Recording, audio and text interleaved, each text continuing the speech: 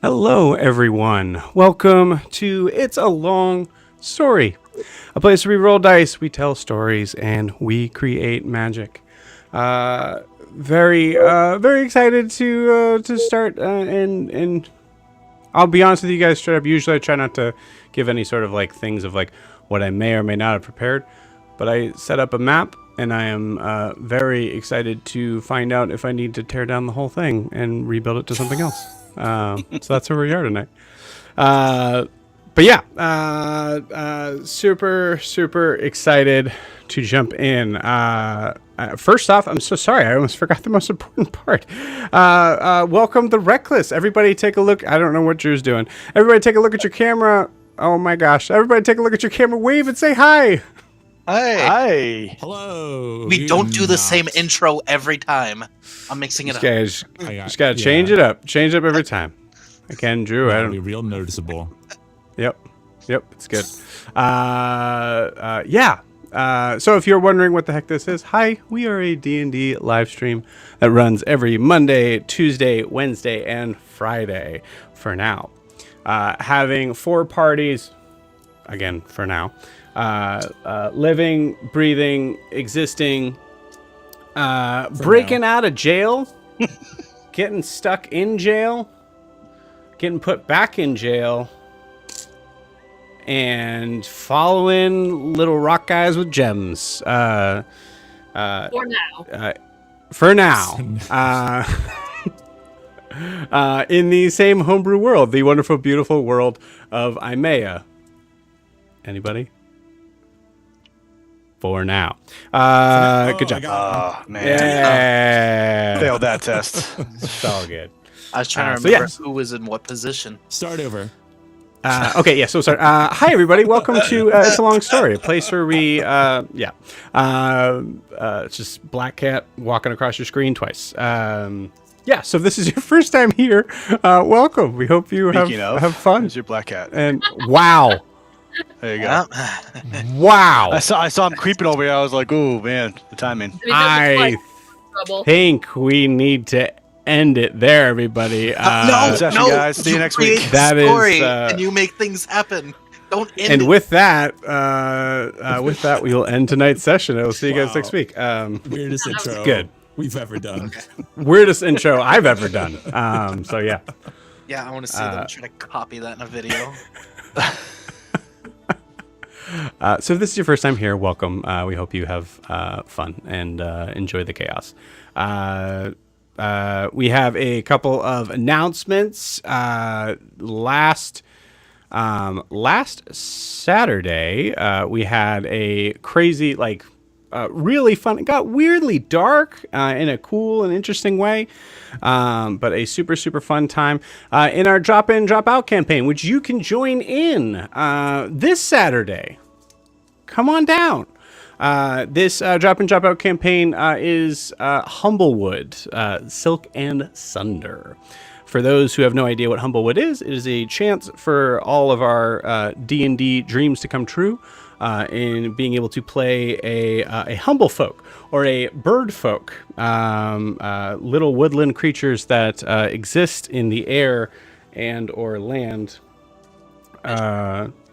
Yes, and technically they all exist in the air because the air is everywhere. But you get what I mean. Also, you could play like a super buff deer or whatever that was. You could be a cool. super buff deer. Actually, you know what? I mean, we might as well. It is. We're in this sort of mindset anyway, so we might as well just kind of go with it. Let's go ahead and just include play a Wendigo. Include more to the chaos.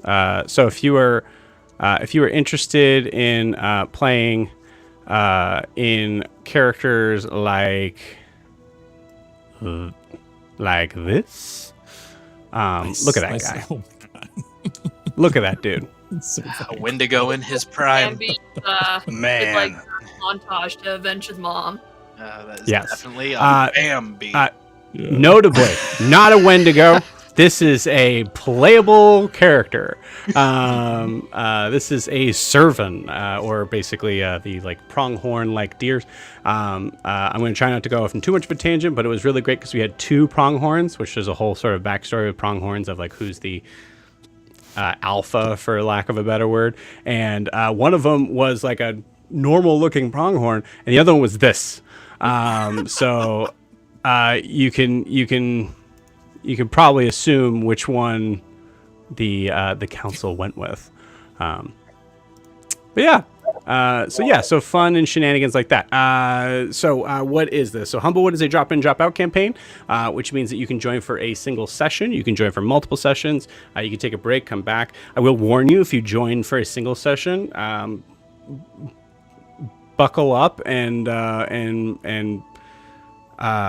just kind of keep in mind there's a possibility you might get sucked into trying to play a second session, as I think we have a couple people that are going to be joining us for the rest of the campaign, hopefully. Nice. In that. So if you are interested in jumping in playing in this, DM'd by me, if that isn't obvious, you can do so by going over to startplaying.games/GM/It's a Long Story. Also, if you're watching this on YouTube, it is in the video description below. And if you're watching this on Twitch, tough luck. No, I'll put it in the live chat right now. There it is. So you can go from there. But yeah, please check it out. It's super fun. A bunch of homebrew races, a couple homebrew classes, some really cool magic items like the Blade of the Wood, which has been introduced in the game. Yeah, super fun time. Please check it out. We are going to be playing that for most Saturdays. We will be taking a break next week, and I will say nothing on that just yet. Besides, I won't be here next Saturday. But there may be fun news with that. Good, cool. Ambiguous, ominous, good. Very sus, I think, as they say. Yes. Yeah. So ends that part of the announcements. Next part, we are going to be introducing a fifth campaign in the series of what is currently known, hint, hint, hint, as the Tales of Imea. We will have to be actually changing that title because this part of the campaign, even though it is in the same time, will be in a slightly different area. And I know what you're saying. Hey, this is the Isles. Are the Isles in Imea? Hey, good job. Way to pay close attention. Technically, the Isles are not in Imea. So hence the reason we need to start changing this title, but also because the new campaign will also not be taking place in Imea. Any guesses where it's taking place, gang? The moon. It's the moon. The one moon. The one Imean moon. It is definitely not the moon. I'm sorry. I'm so sorry. It's locked to the other side of the planet. There's a lot of lore that goes involved in that. And I was about to blame them for title lock. But which of the 27 moons, though? That's really the big question that we got to figure out. And does that moon have its own moon? We will get into tonight's session, but for anybody who is wondering why that's such a silly thing, there are certain things as a DM that I really enjoy, and that's character development, movement of story, classic lines, the concept of the hero and building into that from an NPC point, perspectives of what good and evil is, all that stuff. You know what I'm not a big fan of? Dates and times and things like the moon and little minutia like the moon. Yeah. And I know there are DMs that are like, that's their shit, and I'm all for it. Like, hey, I might need to hire it out to somebody else to handle that so that I don't have to work on that. Because I'm busy. I'm making a fifth campaign. And that's what I was trying to say. So it will be, I can tell you guys, it will be Thursday nights. The plan is to try to maybe launch it late August. I will tell you, looking at everything I have to prep for that, that might be having to be pushed back a little bit. We'll see. This will be a lot of things that'll have to kind of connect for that to happen. But yeah, super excited to be able to join in a fifth version of that, which, by the way, means that we are going to be looking for players. So for those who may be watching this that possibly try to jump in on the Friday campaign when we were down a player, first off, thank you again. The response to that was unbelievably huge and very touching. But unfortunately, we only had one spot to fill, and now we'll have 6. Actually, 5. We do have one player already locked in. Maybe another player, depending on your setting. Cool. Sounds good. Yeah. So if you are interested in finding out more information about that, feel free to follow that same link. I'll pull it up there one more time. Let's go ahead and just do that in. Startplaying.games/GM/It's a Long Story is also where you can message me if you are interested in possibly joining, and we have not talked before then about it. But yeah, that's that. Last announcement is for those who are interested in supporting the channel or getting more involved. You can do so in a number of ways. One very important way would be to like, follow, or subscribe wherever you are watching this, whether that's on YouTube or Twitch. I would learn the terminology for each, but again, things that DM cares about. They're all the same, right? I mean, it's the same thing. Yes. You can also follow our social media, where we like to include clips, announcements, hopefully getting some terrain stuff in, on showing some behind the scenes stuff. I have a lot of ideas for the future of that, but it all is based on time constraints and but yeah, it's a super cool sort of place, so you can do so. Thank you, Drew. You can do so by following right down there. Instagram and TikTok are both at It's a Long Story _TTRPG. Yeah, and thank you for supporting the channel. We appreciate it, and we love you.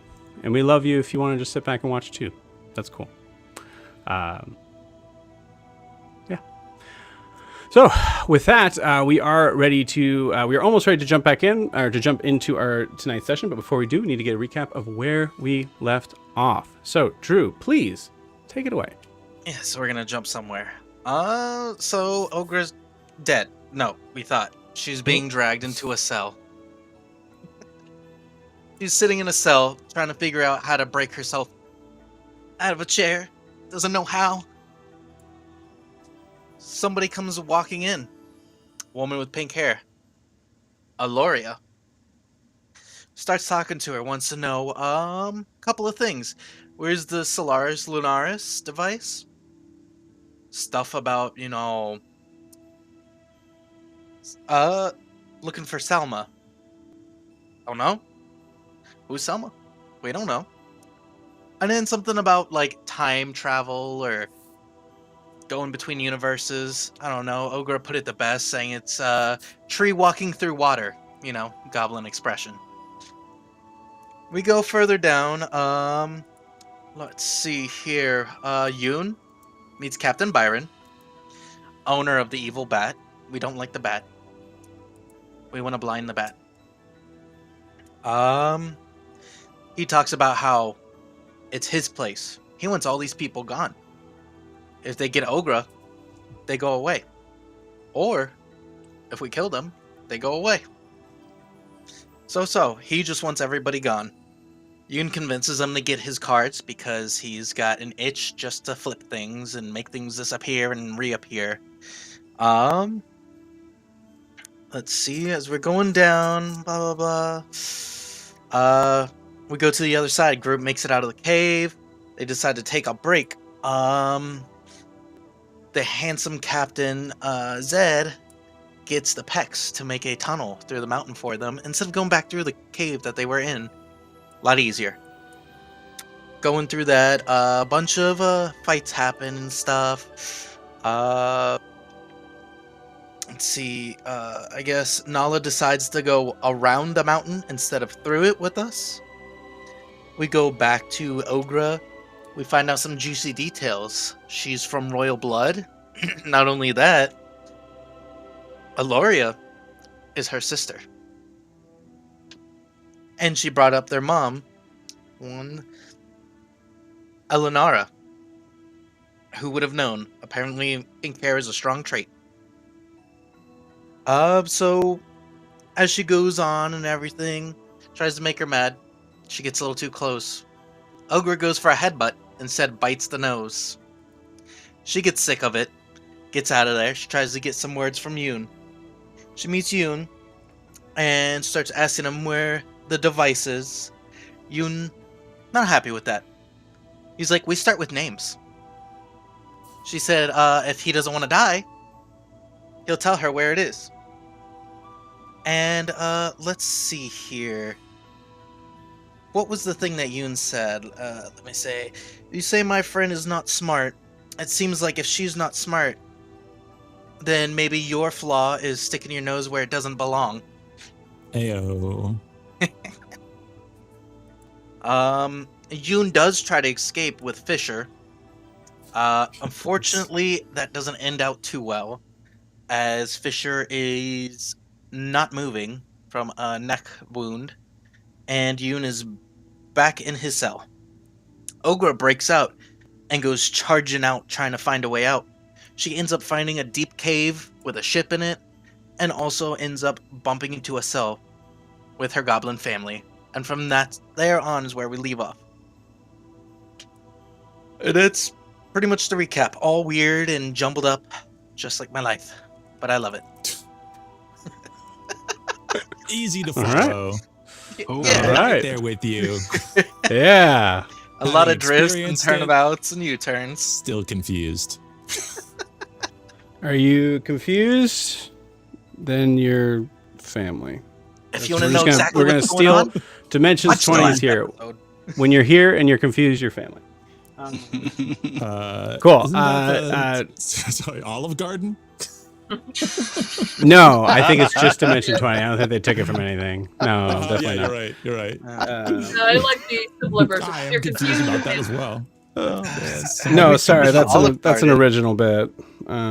Yeah. Cool. Anything we missed, gang, or if you feel like we need to clarify? If we need to clarify, that's on me. There might be. But there's also a lizard. I have a lizard. I guarantee you that's not the clarification, but The yeah, I'm with most you. Yeah. important Just thing go I watch have it. the All right, lizard. just go watch it. Well, watch. There you no, go. No, watch it in any order you want, but go watch it. You know, start at episode 1 and work You're your way like, up to don't here. have us tell you what to do. Yeah, you're right.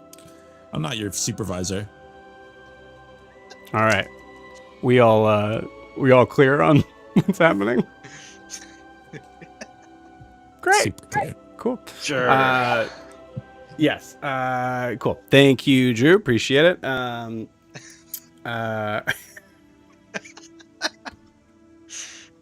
Today's gonna be crazy. All right. Enough of this intro stuff. Let's get into it. Also, as you guys can see, we do not have Nav today, as Nav is in the middle, I believe, like college exam stuff. So yeah, sending all the vibes and things to Nav, as you know, we're just over here fighting for our lives, but it's all good. Cool. So there is a fight prepared. Yeah, that's what I said. Oh, There is a map set up. I just don't know if it's the right one. you know what? I'm gonna do left field and get one you don't have set up. That's the key to a great. We're gonna There's blind the nothing bat that would with sound, surprise me less or lack of it. yeah. at all. Cool. So let's do this. We're going to leave. We're going to jump in with Yoon. So, Yoon, you find yourself back in the jail cell. You are just to kind of like recap this part. We do have the vision of Fisher's dead body after he helped you escape in your mind's eye, as there is actually, I will say in this moment, there are no guards here at all. You were brought back to the jail cell by Byron. So actually, we'll say, just to kind of like, we'll kind of like flash back to this moment here to just make sure, as Byron kind of guides you back into the cell. Yoon, as you are guided back in, you hear Byron say to you, "All right, best to wait here until the smoke clears." All right. I've died. Oof. I've been knocked out a lot today. You're a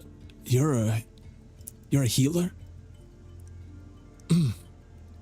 I wouldn't consider that being my strongest suit, but technically, yes. In my things, there's a very large pearl, and I know technically you can just take it if you like. And those things are already confiscated, I suppose. But if there's anything you can do for Fisher, I know some healers can do more than just heal. If you can bring him back, the pearl is yours, and I would owe you a large favor. I made a promise to him to try and improve his luck, and that doesn't seem like it's happened.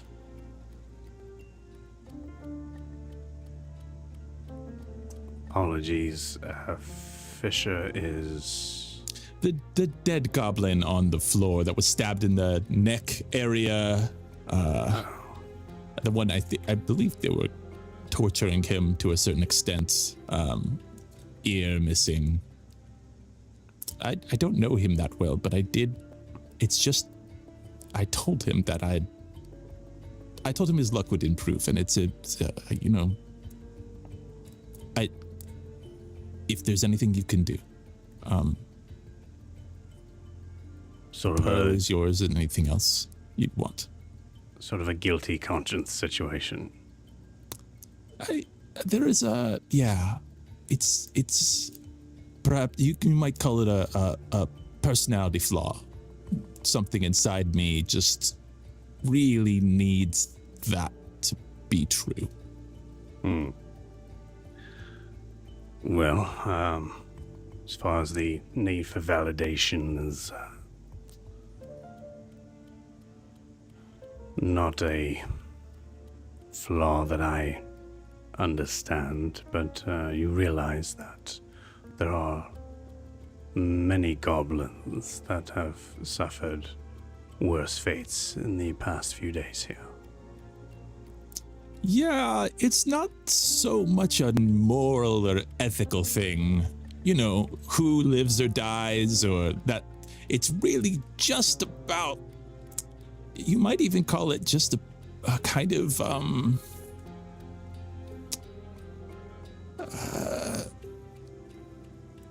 when it comes to things like chance and luck, that's my home. And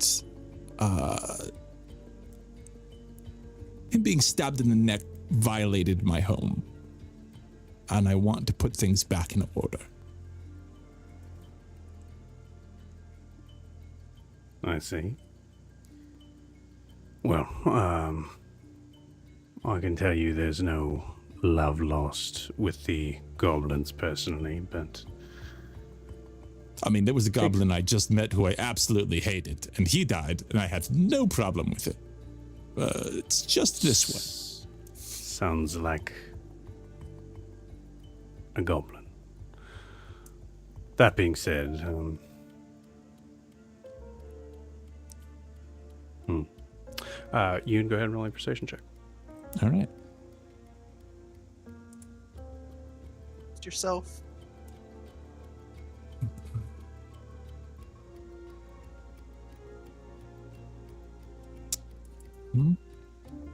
Did that even? Yeah, it did work. It just didn't show it. Yeah. So that was a 15. I don't 15? have anything to. Yeah.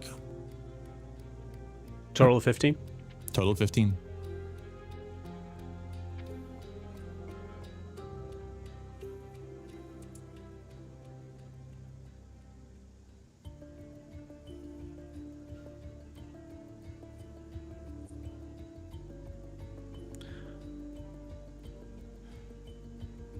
Sure. I will waste whatever spell you want me to waste in exchange for that, and understanding that if and when the time comes and I could use help from the lower, I could call on you. Done. You have a very large and sad heart, Mr. Yun. But so be it. You see him walk out.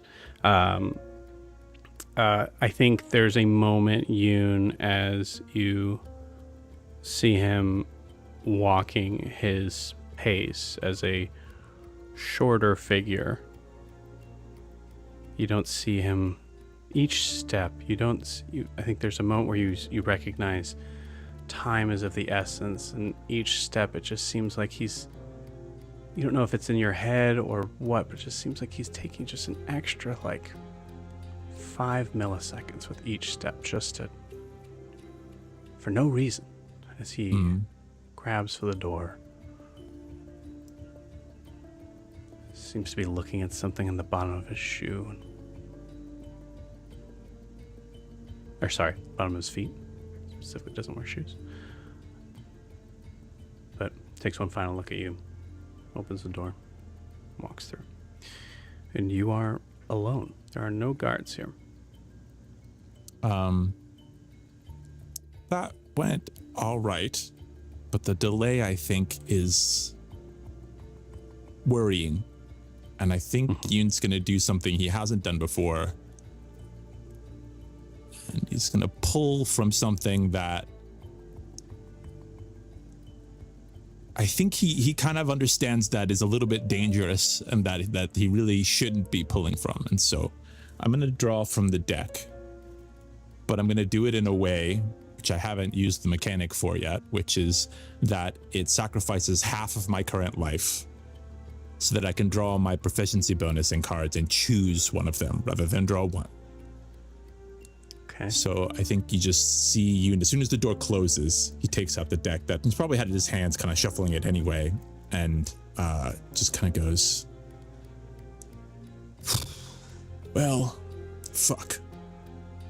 And he starts to draw, and as he does, I think you see the gold in his eyes start to kind of fill up a little bit with red, with just sort of blood, and mechanically he loses half his life. And then I'm gonna draw 3 cards. Just gonna do it more quickly. Just draw this one,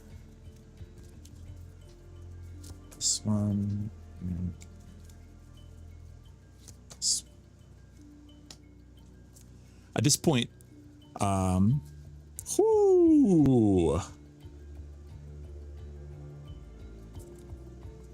okay, so that's hard to see, but that star one, that's a joker, and that's an ace. And then the other one is the 2 that I normally would have gotten. I'm sure if I had drawn 1, it would have been this 2. That'd been the first one. Yeah. So if you want, Does that turn into a kid one? Yeah, it'll slip between the bars. It might actually be the turn into the kid one. It's one of the lower, twos. Lower numbers are bad, right? It's they're fair. There's nothing that's like, hey, you die. Well, there might be one where you kind of die, but A little inside. I can't wait to I can't wait to DM that one. So you kind of die. And I kind of need your character sheet. Ace turns and the black joker. If you want to go to somebody else while I make that choice, yeah, you got it. And then I can come back and describe it. Absolutely, yeah, that sounds good. Cool. So as we are seeing Yoon's eyes start to there's a moment where you're having to wipe away the blood as you were staring at the cards. We zoom out and quickly fade to black. As we come back in on a bunch of scared, wide-eyed green faces.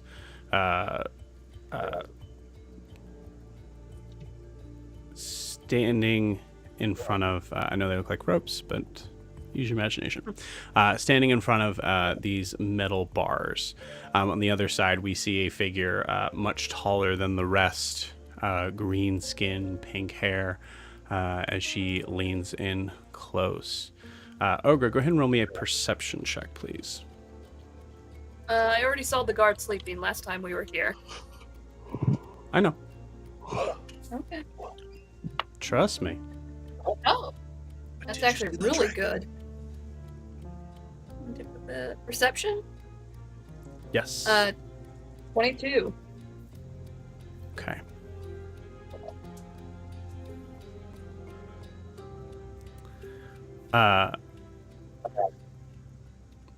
Cool.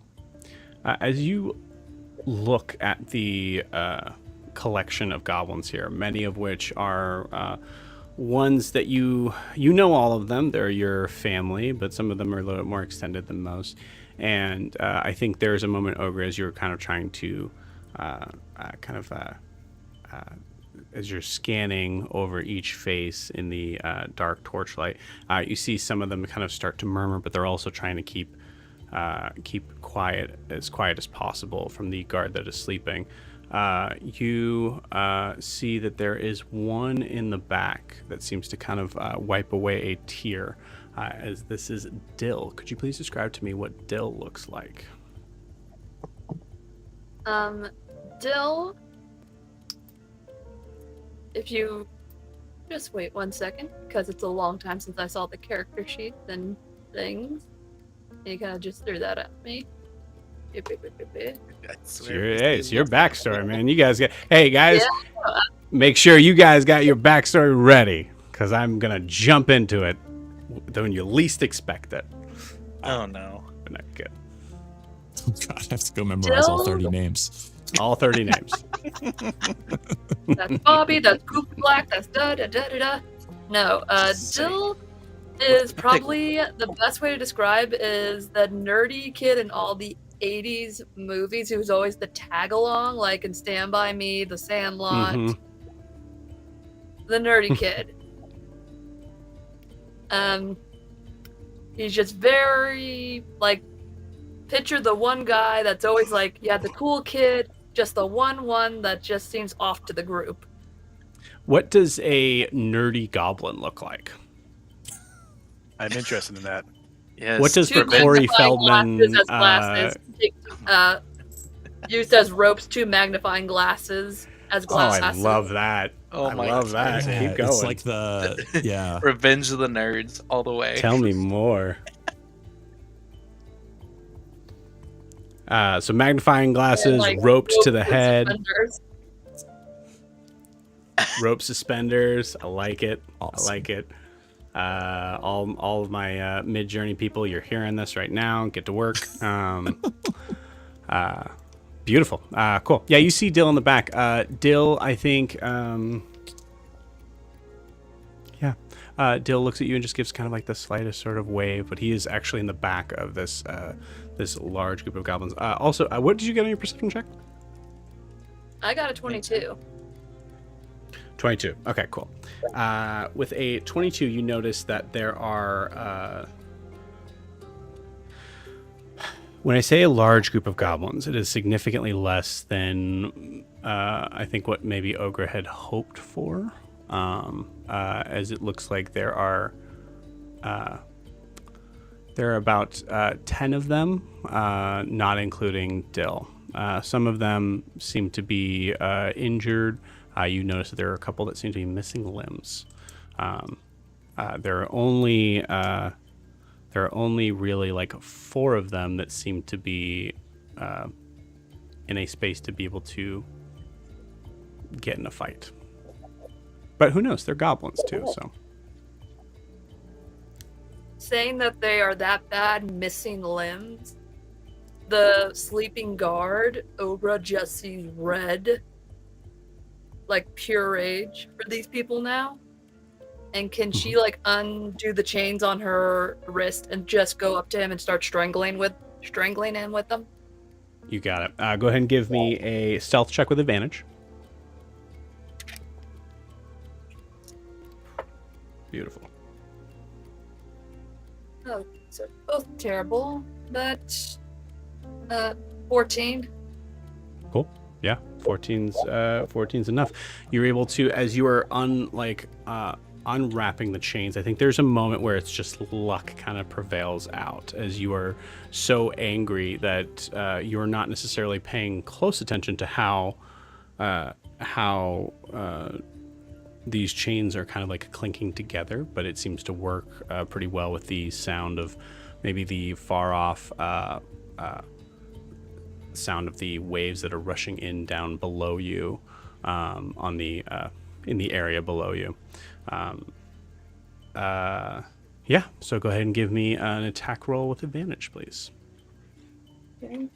I also, as I'm strangling this guy with the chains, I'm wrapping it around and then using my other hand to cover his mouth, so in case he wakes up. Cool, I like it. Okay.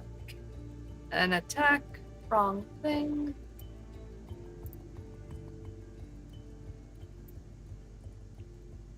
And this is unarmed, right?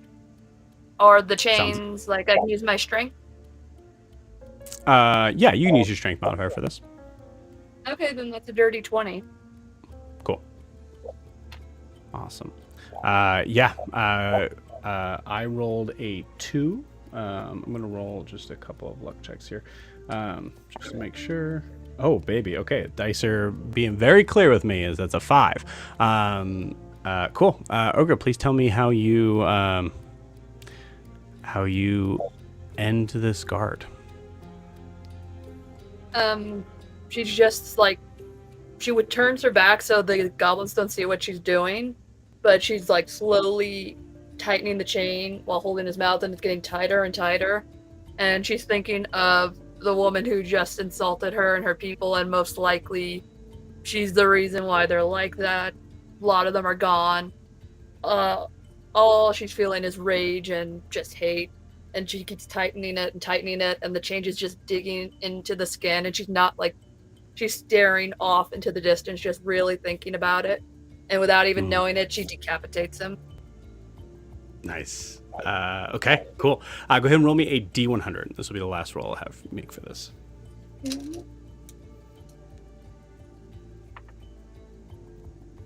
49. Cool. The 49 is just how many seconds it takes for this person to lose their life as they are reaching behind you. You hear the choking sounds, but you're holding. You're able to hold the mouth closed against the chains that are still kind of tightened to your wrist. There's moments where he is trying to kind of throw his body against the wall as we hear a couple of thwacks, but nothing that does any damage to you in this moment, Ogra, as your mind and therefore your body, or the pain receptors in your body, will say are elsewhere. You don't feel a thing here. As you're thinking and visualizing Aloria and the declarations and the accusations that she's giving you, and the idea of who you are as a person, what is Ogra thinking about in terms of that conversation? I think every time she says you're this, you're actually this, you're stupid, how can you think what so clarify, because we're in the beginning of the session. What is this? That Ogra is not a goblin. She never was. That she called her stupid. That she is obviously a half-orc and we realize, a half-elf from the royal family of the cult of the Merlin Loke, and that Aloria is her maybe half-sister, I'm guessing. Mm-hmm. So yeah, so please continue as you're thinking about all that.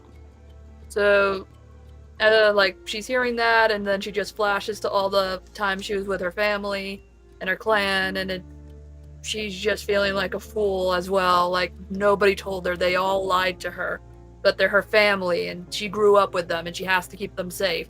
But they lied to her, and it's just all just going around in a vortex of emotions right now. You got it. As you are looking away, the camera sees the goblin faces in a myriad of emotions, some of which are kind of closing their eyes and sort of like peeking behind closed hands. Others are watching hungrily, excited, seemingly almost in a state of, as I said, like almost in a state of like pure hunger. As they are just watching this. Dill completely turns his head away. And Ogra, as you are staring out into nothing, there's a moment where you feel the chain seemingly give, and then give again a little more. And with that... Yeah, I think as you finally kind of come to, you realize the first snap was going in from the neck into the spine and then breaking the spine itself. As the head just kind of slowly just falls off and rolls down to the side of the wall as it kind of lays away. Yeah, lays away against the wall, helmet still intact, looking away from you. And the body just crumples to the ground.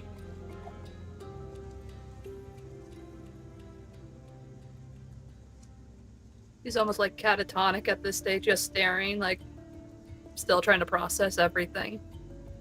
Cool.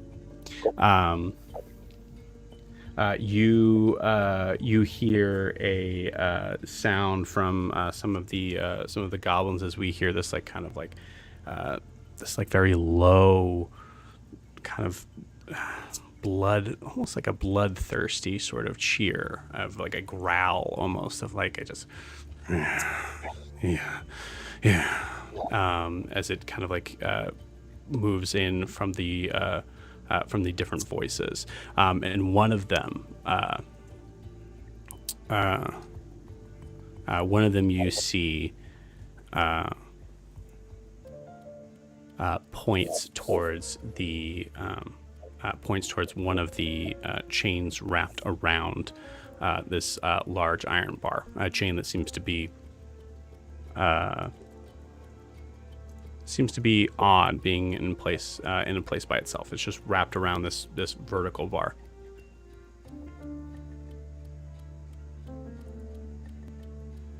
There's no lock on or anything. It's just the chain wrapped around it.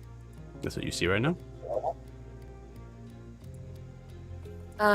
Before she gets up, she's like checking the pockets for like a key or something or anything in the pockets of this guy. Good question. I'll go ahead and roll me an investigation check. Please roll high. You actually did. So -3, that would come up to a 15. 15. Cool. With a 15, you do manage to find not a key. It looks like it's some sort of like weird sort of like a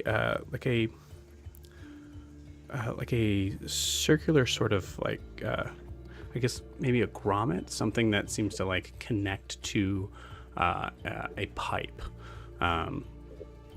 You do not find any key, but I will say with the 15, I think you also find. I mean, obviously this figure is. Oh, actually, this would be important to mention. This figure is armed with a short sword and a shield. I take the shield. You got it. And I guess the short sword, because I need a weapon. Cool. Yeah, you don't find a key. Okay. She's just gonna get up and go over to the chains and like. You got it. You see them all kind of like. So you still hear that kind of growling, sort of like rumbling sound from them. But they, you see one of them kind of like points again. One of them points to your what you've picked up, that little grommet, and then points to the chain again.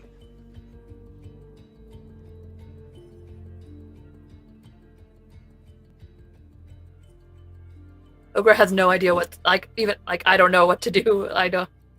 You can mess with it. He tries to mess with it. Okay, cool. You got it. Go ahead and roll me a. I'll say. We'll put this as a sleight of hand check. It's the idea of like, instead of trying to figure out how something works, you're just gonna kind of use your hands to hopefully find something that kind of falls into place.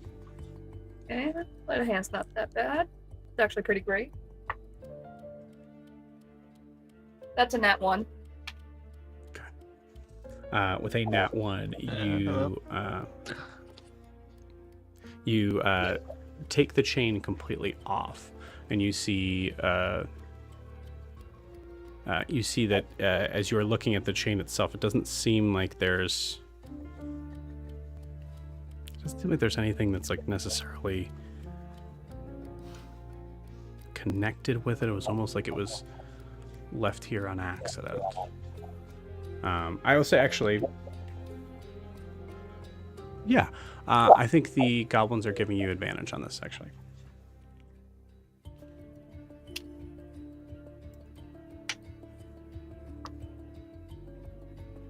A bit better.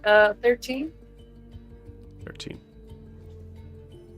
Yeah, 13 will do it.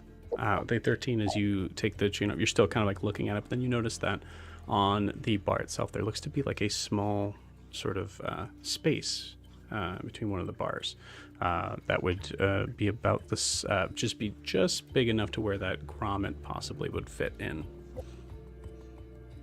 Kind of like I guess maybe a grommet's not the right word, like just like a large, like a cuff almost. Okay. Like a metal cuff. Gonna put the metal cuff in between where it fits in. Cool. You see one of the goblins kind of point up. What's up? The cave ceiling right now.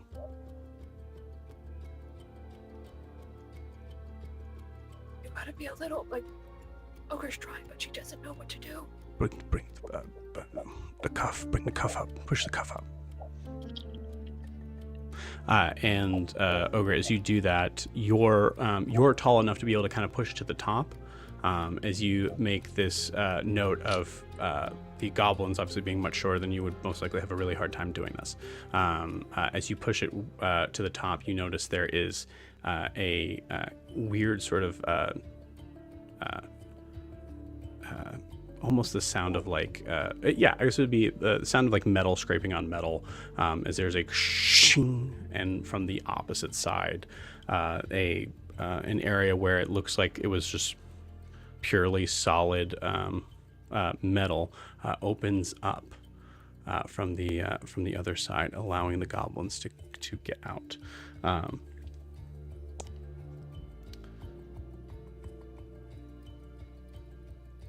I would like you to roll me a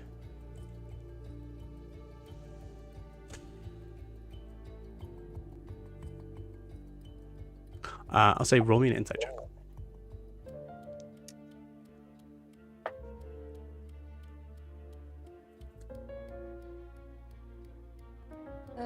That's 15. Nice, cool.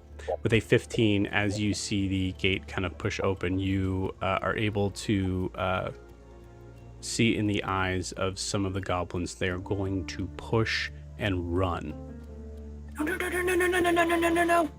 No. There's all the bad guys that are in the cave, and there's a giant bat in here too. We have to stick together. Okay. Last roll I'm going to have you make before we switch over to them is roll me a very important persuasion check. Oh God. I would say you would have advantage because they're goblins, but you're going to have disadvantage because of the situation. So it's a straight roll. Okay. Persuasion? Mm-hmm. That's a straight roll for that, so God. A 9. Cool. With a 9, you see as you're kind of like standing in front of a couple of them, you're able to kind of block them off, and it'll help them to see reason. One runs right by you. Can I just grab him? I'll say go ahead and roll me. Yeah, I'll say go ahead and roll me an athletics check. We'll call this a grapple check.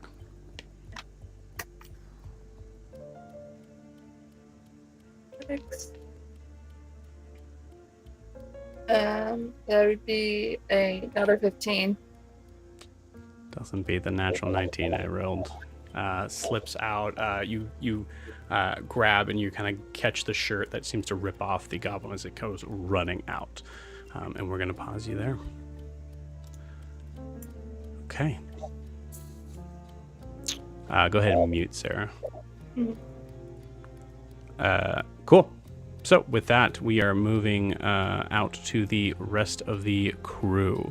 You guys are following behind the peck that there's like this kind of like weird sort of like high-pitched like whirring sound from the shard of dominium that it has as it is moving through the mountain. At this point, I'm going to ask, just because I'll say this is a survival check maybe for the peck, but we'll allow one of you guys to roll it. So whoever is, I don't remember the marching orders, whoever is behind the pecks.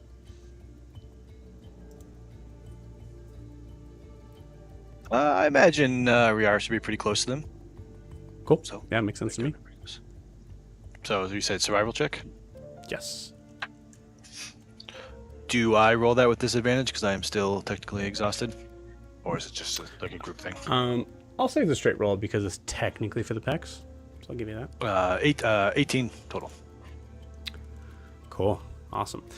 You notice that the peck starts to move downward, and I'm going to ask a moment for you, Dan, the player.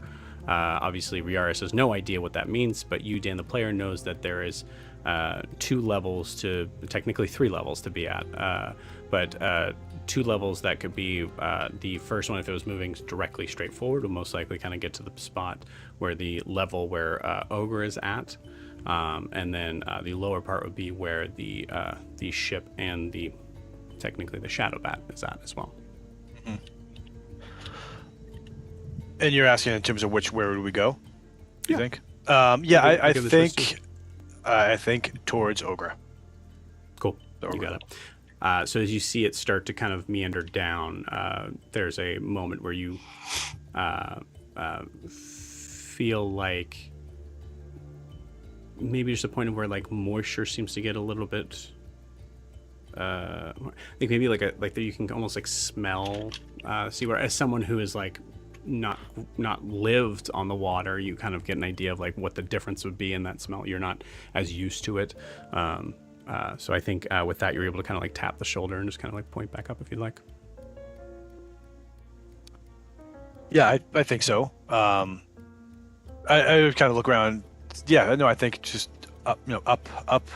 We don't want to go all the way down. Up. You got it. Cool. When you say up, do you mean up? Yeah. So I think I try to do a hand of like level. Like we don't want to go down. We want to stay level. Cool. You see the like small peck kind of like just kind of like nod its head, kind of like say continue forward. And I would say about another 2 or well, no, we'll be simplified here. About 30 seconds, you notice the peck stops, turns towards you and the rest of the group. And I'll say, Riaris, give me an insight check.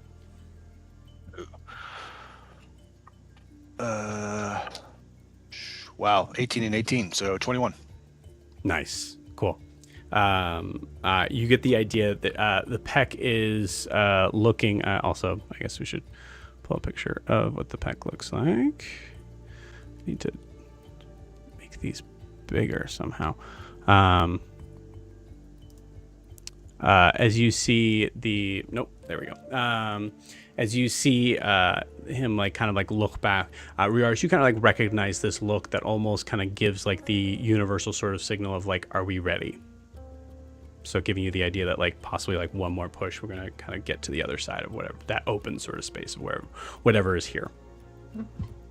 I will nod and kind of do a hold wait, and turn around and let the group. So I think we're almost there.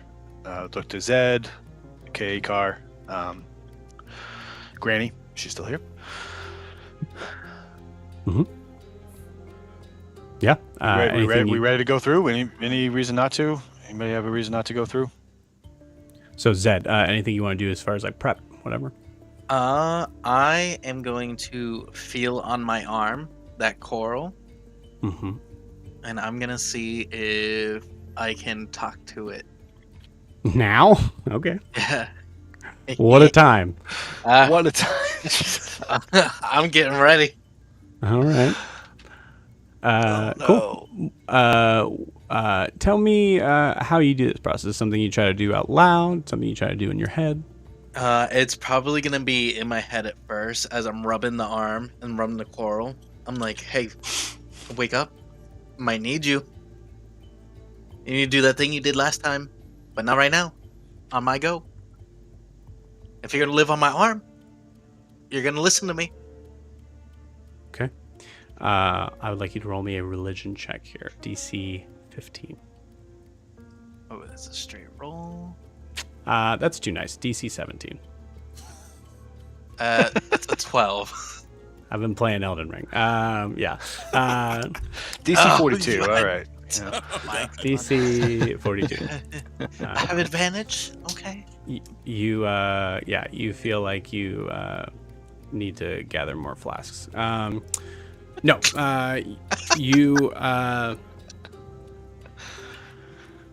you don't hear anything from. Obviously, with the arm itself, it's still like movable. You're able to kind of like, but you don't seem to feel any sort of reaction with the coral whatsoever. You're not really sure if it's because you're so far from the sea, or from that sort of like even the conceptual sort of idea of the sea being underground. Yeah, you're not entirely sure, but there doesn't seem to respond. All right. Is there anybody that still needs some like healing or anything before we go? I think we're pretty good. We took a short. Yeah. Yeah. Anyone? If you want to Anyone? heal Yun real Anyone? quick. Anyone at all? Really Falls through the appreciate cave into the cell. No, yeah, everybody's good with that short rest. Jack, if you were here, Car also has time to prep if there's anything you'd like to do. Would I have any sense of like where we're actually coming out? I know I probably don't, so I'm trying to get. Yeah, I don't- know. Like, I don't think I'd have any idea. So never I mind. don't your think hand you on the do, mountain. yeah. Say home. It'd be impossible to know. I'll put it this way: as a DM, I had to say like, what does Dan want? Because I just don't think there's any way you would like Riaris would No. understand what down would mean. Like, yeah. 100%. Yeah, he doesn't know about the ships or anything down there, so that means nothing. I think. Yeah. Okay. Good. About all car, I was listening. I was dealing with the monster. You're good. The about all car would do. The person right behind the pecs is Riaris, right? Correct. I would send a spirit up to give him inspiration. So ghostly Aarakocra flies through us all and goes up and whispers words of encouragement into Riaris' ear. Nice. Just so that way, since he's in first, the first one of us, just give him some kind of like edge. We don't have a Yun, but I have a car.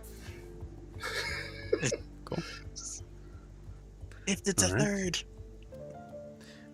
And with that, you notice the peck starts to push through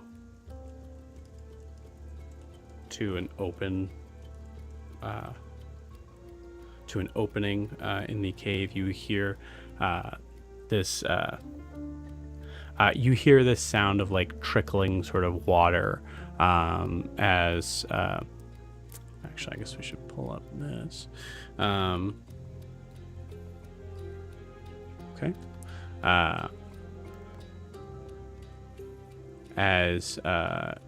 Is there anybody who does not have dark vision here?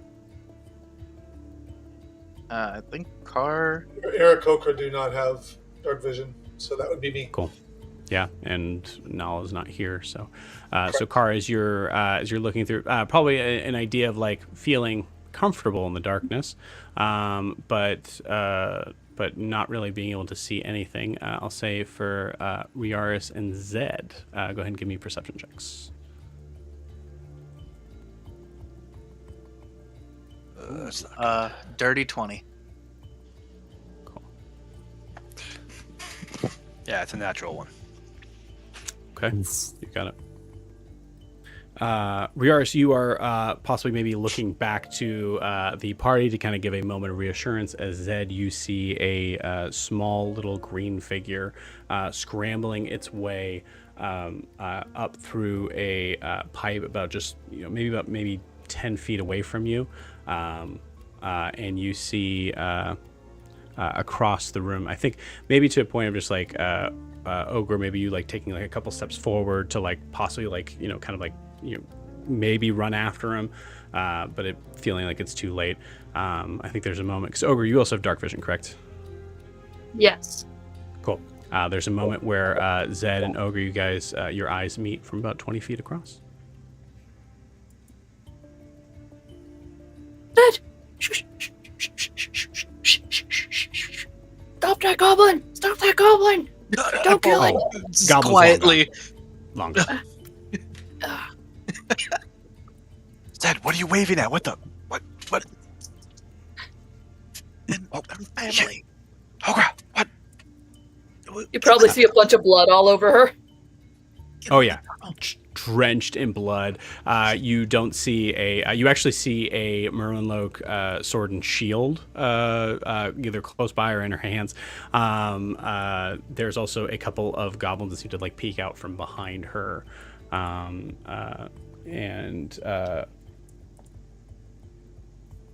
immediately kind of like give that sort of like heavy growl as Kaelinor kind of walks through.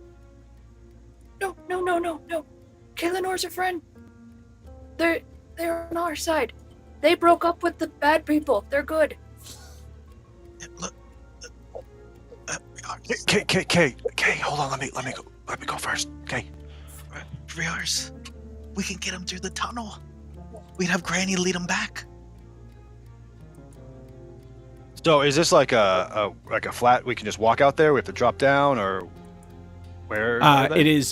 So it's this weird sort of like, there's words are going to fail in explaining this, but I have a very clear thing in my mind of what it looks like. So you see there is what looks to be like a small, like,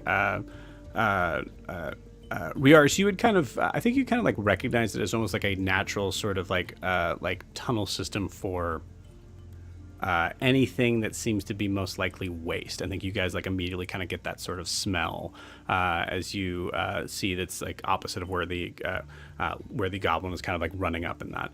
But the generally sort of like a flat sort of surface between you and Ogra. You do see behind Ogra there is a small bit of light, and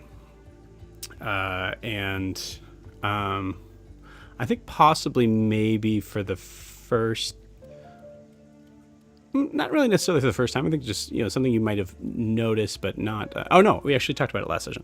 There was a like small pathway that's like kind of like going up. I would say Riar, especially with that Nat 1, you do not see that right now unless you were like running up to Ogra. But yeah, there doesn't seem like there's any sort of like difficult terrain or anything like that here. So here's what I'm going to tell you guys. So giving you kind of time to RP, kind of collect yourself. I will be rolling the first luck roll. When you see me roll another luck roll, that's a sign. So you guys have a little time here. Oh, Ogra, you're all right. Are you all right? Looking at the blood and everything. It's not Ogra's. Have you found Yun? I was gonna ask you the same thing. You? No. Ogra woke up somewhere else. Well, we got Granny. Granny can lead the goblins out, and we can go find Yun, and then we can take that same hole out. This is a whole new path. Yeah, go on. Yeah, it's There's safe. also a ship. Zed, there's a ship down here, but the bat's there. Oh, damn bat. Okay, we'll figure out that after we get Yoon. But we'll get them. The Pecs can go with Granny and the goblins to show them the way out. We'll get Yoon, meet up back here, and then we'll all go back out. And then we'll figure out what to do with like the bat and the ship. Okay. Do you know where Yoon is? No, Ogra woke up somewhere else and Yun wasn't there. This scary lady said she was getting Yun or talking to Yun. Oh, we gotta hurry then. But the Merlin Loke are looking for Ogra in these tunnels. Okay. Do you have any of your stuff to disguise yourself? No, all of Ogra's stuff is gone too. Ogra only has this that she took, and she just, and then was about to motion to the one guy, and then like stops herself and does. Ogra found these. Okay. So we should stick together then. But when I go diving in shipwrecks and stuff, and I get lost sometimes, I'll do markings on rocks on the bottom so I know which way to go. So we'll take up rocks and we'll drag arrows on the wall to point back to the hole so we know which way to go if we're in a hurry.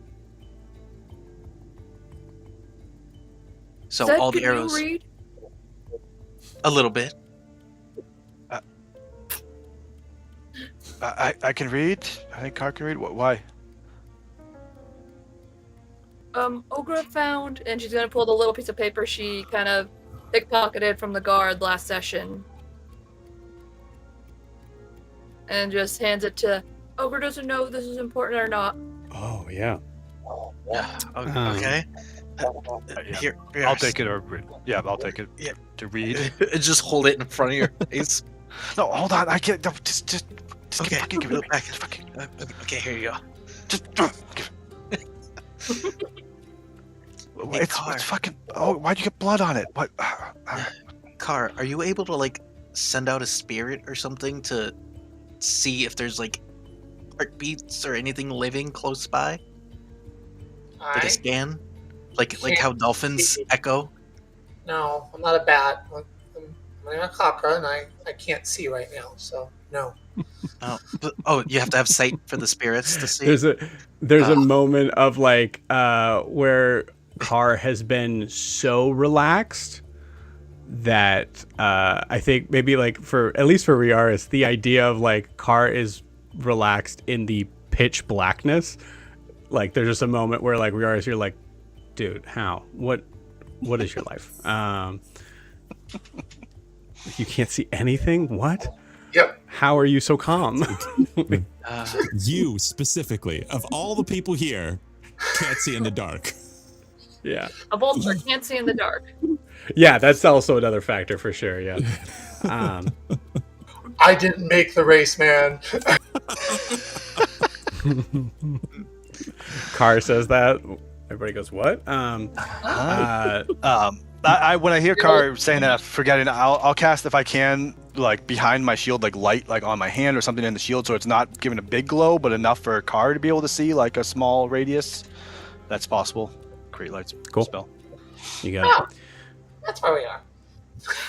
Jesus, you're still. Jeez. So come out of the shadow. Oh, no, man. What is Car's reaction to seeing a bunch of little thing lookalikes all over? Ah, you're muted. I think you muted. I'm glad we found them. They should leave. they should go. Now. Is it? Yeah. Is Granny. this all of them? Ogra? Yeah, Not that. Yeah. Go ahead. That's a good question. I think with that, Granny comes over, seeing Ogra, and just kind of gives like one of these. She gets on her knees and gets closer. Kind of smushes your face. I'm glad you're alive. And then gives you a kiss right on your lips. What does it taste like? I can smell it. That's all I know. Ogra, give me a taste check. No. Can you imagine? She's giving you the kiss and that eyeball's just pressed against your cheek. Just I rolling. thi- yeah, because it's just sticking It's out a little sticking bit. out. Yeah, it's just Yeah. staring at you Past harder the than lips, ever so- before. I like that a lot. I think Granny is that Granny that gives you the old lady kiss right on the lips. So Ogra, you live in a bog. You are I don't think you got the idea this was any sort of like waste system that you crawled through. I think that's something that just like kind of just what didn't come across. Yeah, didn't come across anything at all. Granny's breath and kiss is revolting, even for you. Every time, I'm gonna say, give me a Constitution check, DC 5. If you roll that one, you die. No. The bad teeth. God. Kiss of death. Constitution. Yeah. 17. 17. Cool. Yeah. You're used to this. And so you kind of like saw this coming as she was like smushing your face. So you were able to like kind of like suck in a little bit of breath as she goes in for it. And then she asks you, where's Milky? And Milky is the one that ran by. Milky. Milky is the one that ran off. And she just points, saying, Ogra couldn't stop them all.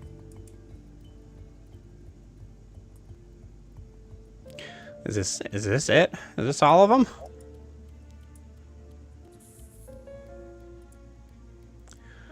Looks kind of behind you at the rest of the goblins. We need time to go home. Time to go home. Big brother isn't here. Oh, there. Okay. All right. Everybody, stay here. I'll go get Fisher and bring him back. Fisher?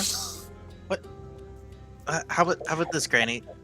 You take them with the pecs, you go through the tunnel, and we'll go get Yun and Fisher and Milk. And we'll Milky. Milky, and we'll meet you back outside of the tunnel. If you go through the tunnel and you go to the left, that's where we were just taking rest. We gotta go now. Ogra doesn't know when guards are gonna be here. What? What is it, Granny? What is it? What is it, Granny? She gives you a kiss right on your mouth. And goes, good luck. I'm so happy I've got gills. I love it. Yeah, no Constitution check with the gills. I like that a lot. So you'll find Fisher. He looks like a goblin, honestly. You should be fine. Okay. So anything that looks like a goblin, bring with us. Except for the blue guy. Okay. Everything looks like a goblin except for a blue guy. If you see him, hide, run, hide. He's bad news. Okay. He's bad news. Riaris, that's your man. Blue guy. Wait, aren't you blue? No, you're not. Ogra needs her staff too. She can't find it it wasn't with her. So if you Okay. find Ogra's staff and backpack. Okay, Car. The list. Fisher. Milky. Yun. Stuff. No, you should Avoid the blue guy. Yun's the top of the list. So can we just Him and Fisher do that are- first? Okay. Yun and Fisher, Fisher. right? Yun. Milky. Whatever a Yun is. And Stuff. Right. Yep. Stuff? Yeah. We can Ogre always stuff. borrow more stuff, Ogra. Okay, so what we'll do is Also, Yun's ins- important. He's like the king of the Chips Ahoy people.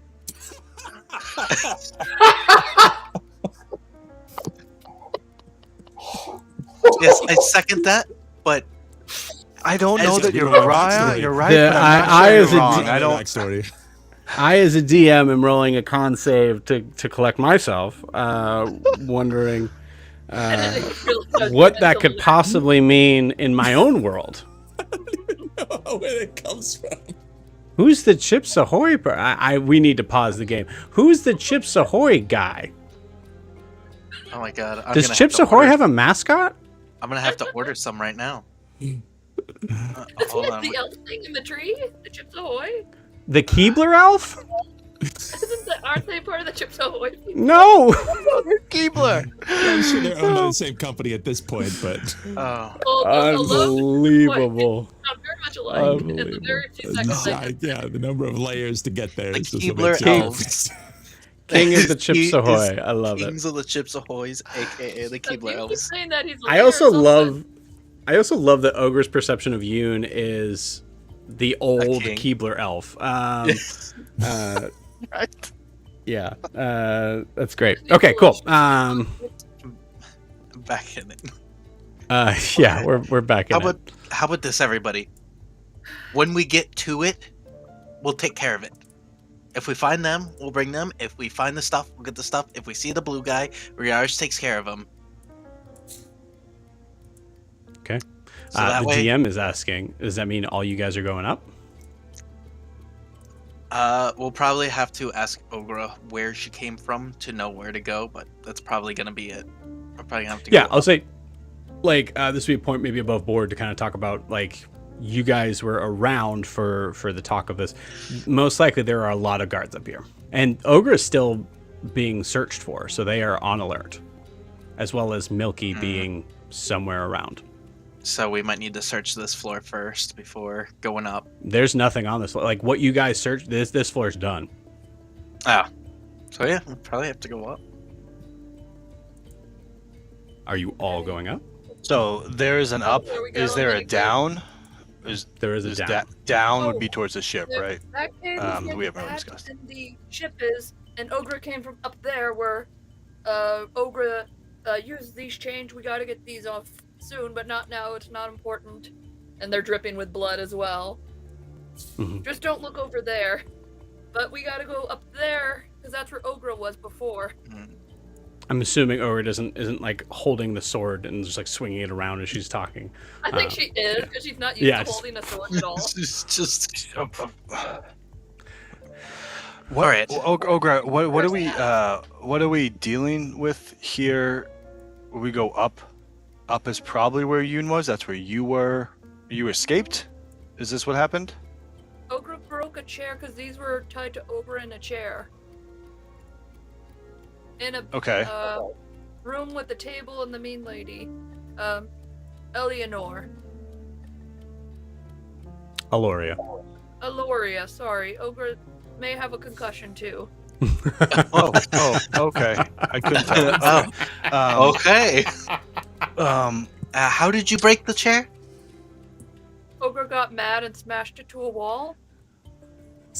Zed, I'm just gonna point out I am gonna roll another luck roll. You're gonna ask specifics Yeah. on how the chair got broke right now. We gotta go. Yeah. Okay. Before we go, Oh, Granny, okay. take the shield to help it protect you guys. Ogre doesn't really need it, but you guys do because you're so squishy. And I'm gonna give the goblins the shield to hide behind. The one of them can carry it. Okay, they get the shield. Cool. Okay. We'll give one of them the shield. You got it. Riars, talk to the Pecs and get them to be like, hey, take them out.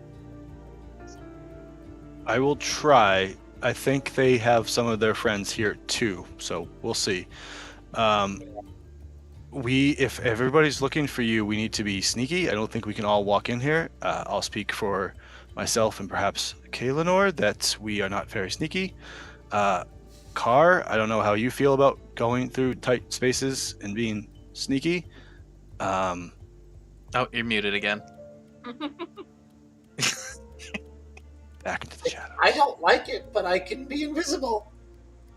That's pretty sneaky. Oh, But I can Um, make one of you invisible instead. Ogra, are you willing to go back in? For You, me. just you. Okay. Cut that. Are you willing to go back in and maybe lead Zed to try to find Yun? You know this better. This area better. But Yeah, Ogra would go. She's just gonna go to where. Don't look. Don't. This is something Ogra's really not proud of. And I'm just gonna go to where the Merlin Loaf guy is and see if there's a piece of cloth or something on him. Oh, for sure. Yeah. He's wearing like Merlin Low gear and like a sash. I'm just gonna Zed, he doesn't have a head. He doesn't have a head. Rip it and just Wait, like What put it is around that? my head so you don't see the bright ass. What is that on the ground over there? I'm gonna walk over and look. Nothing. That was Zed. Okay. Zed. Oh fuck. Interesting. Ogre, roll me a. I'll say roll me a sleight of hand check. Yeah, roll me a sleight of hand check. Okay. 15. 15 is the DC. Cool. You still like look like a tall goblin, but you do not. The pink hair is not visible. Ogre thinks for her tall goblin, and then she remembers no, and shakes it off and just walks up, and like goes to Riaris really fast and like goes right to his ear and whisper, "They're looking for the thing the Bellmaker gave us. Is it still with you?" Yeah. Make sure they don't go near you. They're really looking for it. Okay. So I'm definitely not going in. Okay.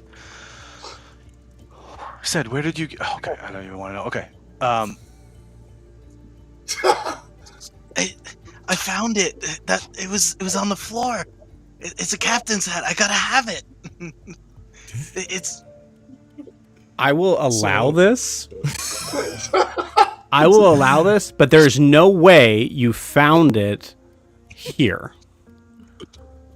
House rule: if you bring a prop, you get to use it in game. You just get to be like, "Well, that's Yeah. the thing in the game Limited now." power. I have it now. Yeah, and it's like a P-wing in Mario 3. You're just able to breeze through the level with it. You guys were talking, and I found it like over somewhere. I didn't plan on RPing as Kaelinor, but Kaelinor goes, Zed, never mind, you look great.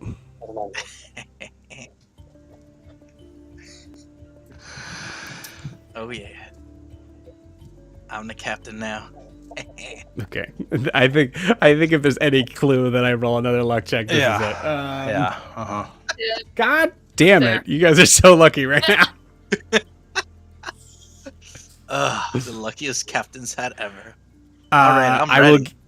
Cool. I will give you guys a moment to possibly plan out in the Discord or something what you guys are gonna do. Or just sit tight as we travel back to Yun. As we come back to Yun, Yun, what is going on in your cell? Okay. Yeah. So,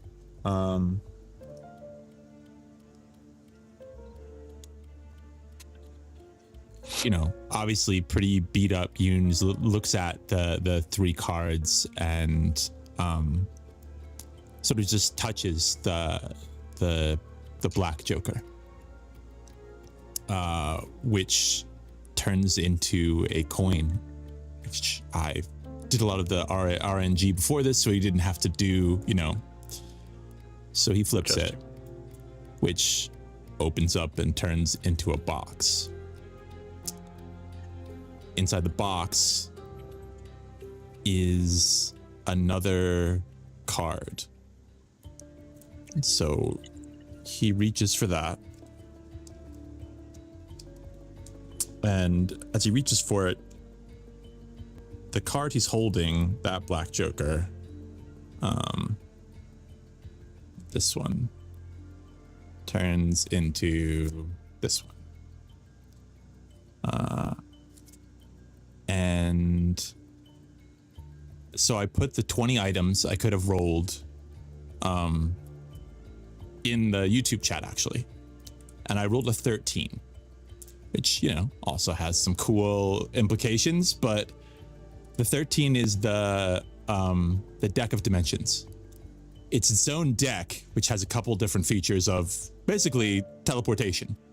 Just the like a Misty Step kind of thing. But the way any of those items manifest for that card is they actually turn into that card. The black Joker is gone permanently. And the deck itself that he's holding, you could see actually changes. It sort of absorbs a little bit of the function of this new deck and changes to have the few functions. I think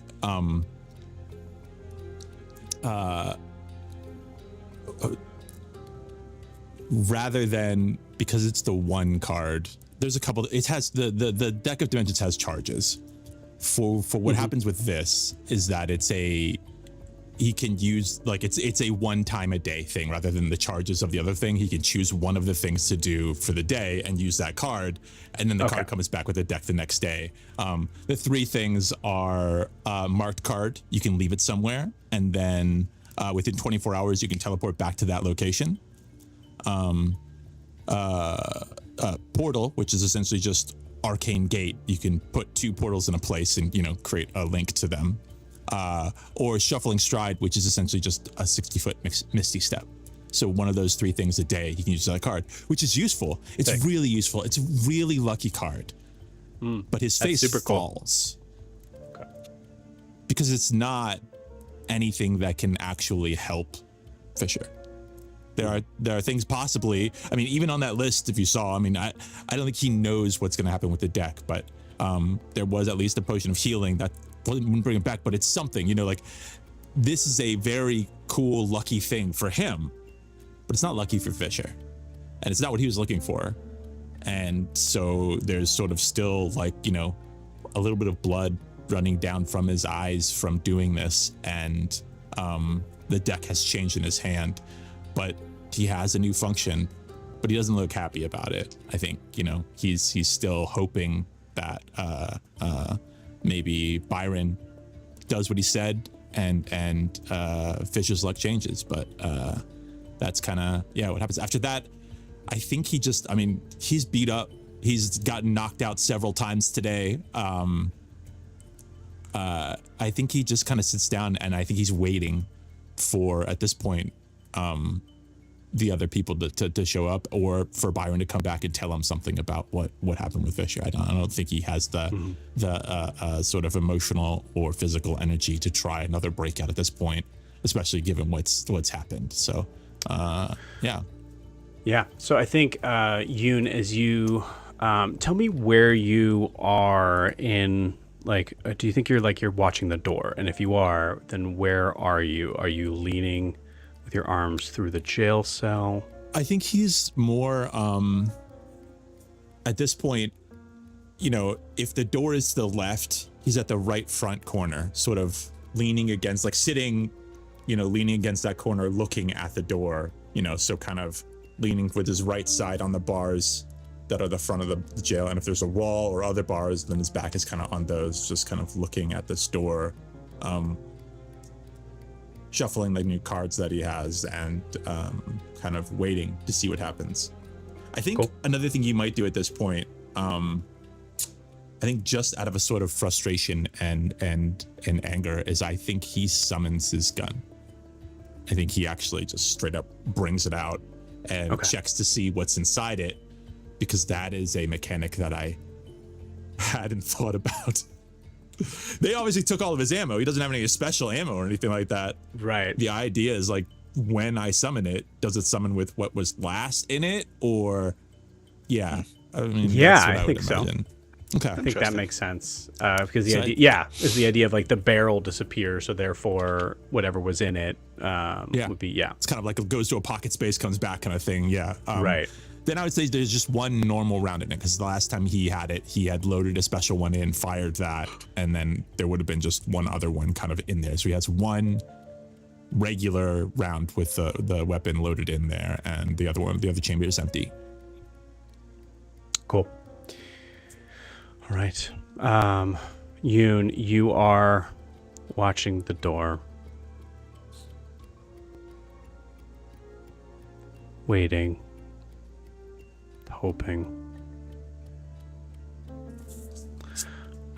This is not a combat initiative. It's something that could be interesting for the story's sake. I would like Yun and Ogra to roll initiative, please.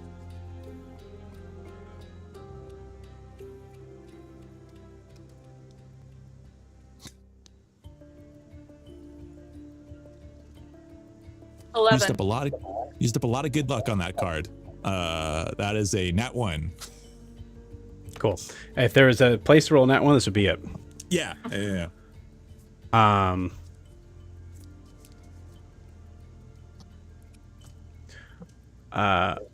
Ogra, I would like you to roll me a perception check with disadvantage.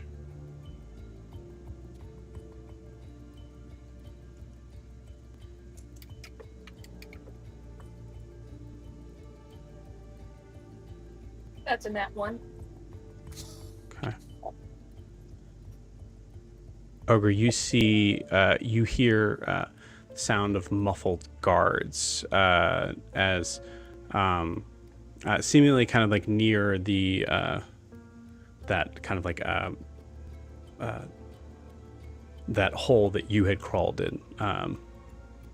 You see for a moment any sort of light that was able to be seen from it is gone straight black, and with a nat 1, you hear the sound of a body being thrown down the hole, slamming down in front of you, almost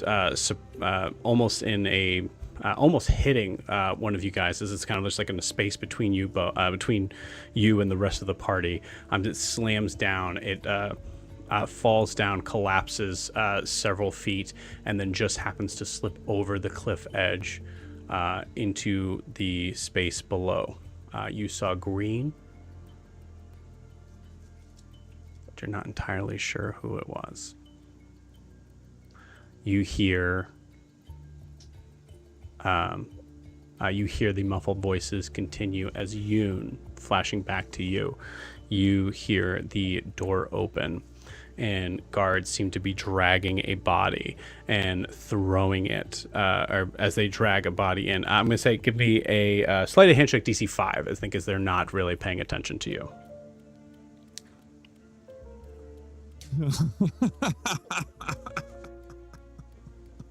It passes the check, but it is a nat 1. It is a 9 because I have a great sleight of hand, but it is a nat 1. Yeah. Yep. Yeah. I will. Normally, we say nat 1 is a failure no matter what. I will allow it in this case because I think there's a level of like. Our luck has officially run out. Yeah. Here's the thing. I think you don't put the gun away. Just the guards don't notice it. I think that's what we'll do for that. Here, I'll roll perception checks for them. Okay, one of them is a nat 20. Sure, yeah. Cool. I yes. think he straight up drops it on the ground then. Like, Okay. he's actually checking it, and he's, like, doing stuff with it. And, I mean, I'd say not only does he drop it on the ground, but the shell that's in it, because it's open, he's checking it, like, drops out. So the gun is now on the ground with the shell, like, just a little bit out of it, yeah. Yep. Yeah. And I think in the full nat 1 sort of moment, the shell kind of like rolls over to the guard that is now looking in your direction. Oh,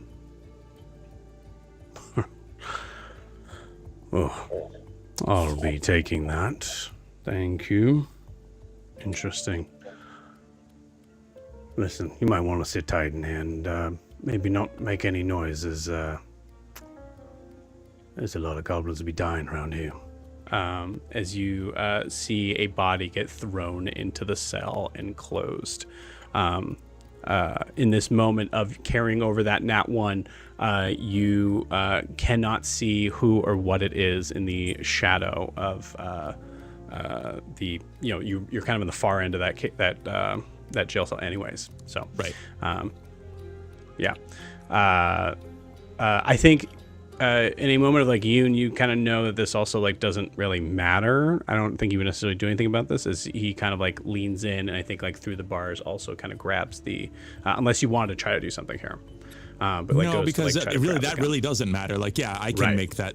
It will if it gets far, like a certain distance away, it'll disappear anyway, or I can just unsummon, resummon. Yeah. But for now, rather than letting them know that I could do that, and also I think because he's just sort of sitting at this point, he's just gonna like, yep, all right, and so he just lets him take it. Yeah. No. Interesting contraption. Which Yeah. shell he picked up? If it was the one that was already fired, or the one that hasn't been fired yet?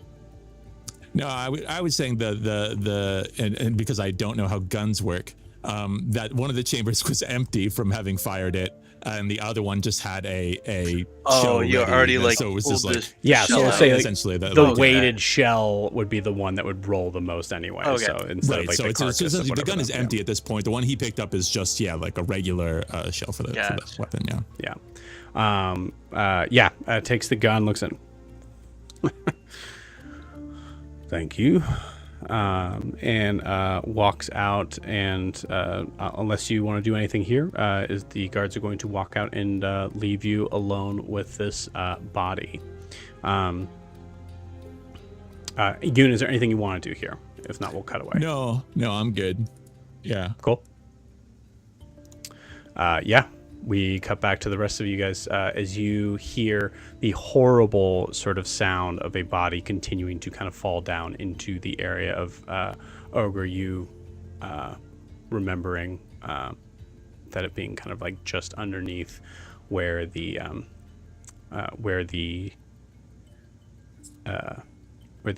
large shadow bat is. You hear, I think, like the ruffling sort of sound of feathers. And actually, Riaris, we didn't acknowledge as you were reading the note. The note just says 3 words: Byr, BYR, feeds tonight.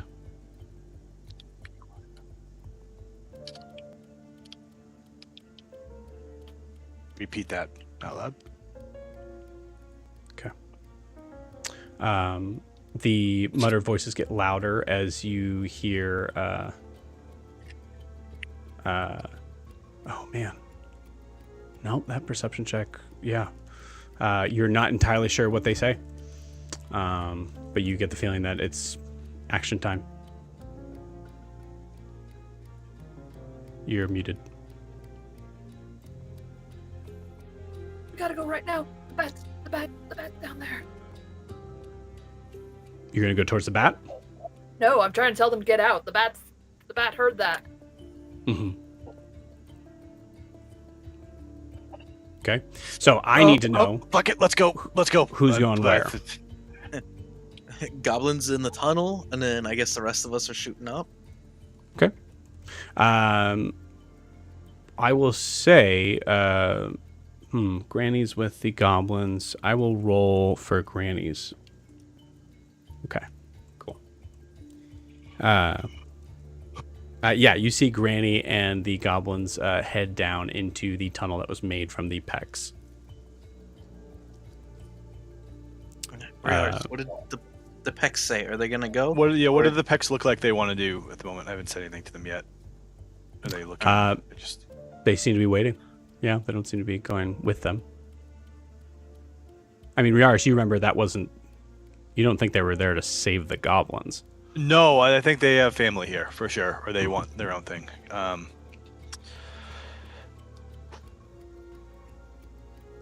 you able to kind of ask them what they want from here, and we can bring it? I'm going to be honest with you guys. I'm going to say. There's no I'm time. Gonna say, yeah, no. Where there's do no you guys time. want to go? I'm gonna This say is the DM asking where you guys want to go. Yeah. I'm just gonna look at them and say, "We're going in," and pointing in, and we're going in. You know, and Yeah, kind I of just think leave it open to whatever they decide to do. They're I'm nodding and just gonna they seem to point- be following you. I'd like to have them. They seem like useful people. Okay. Yeah. So I will not fight them to come. Yeah, bring them into the fight. Okay. right. Ogra, you ready to lead the way into this? It's gonna be great. Yeah, I guess. Let's go. Okay, you got it. I would like to, if I could, as we're going throughout this, whether it's passive perception, I want to keep my head on swivel for where people, an armory, or where things may be stored, or something along those lines as we're going. We don't see anything, fine, but I think I'm conscious of that. Yeah, I'm just taking a rock and I'm drawing arrows on the walls so we know if we're in a hurry what way to go.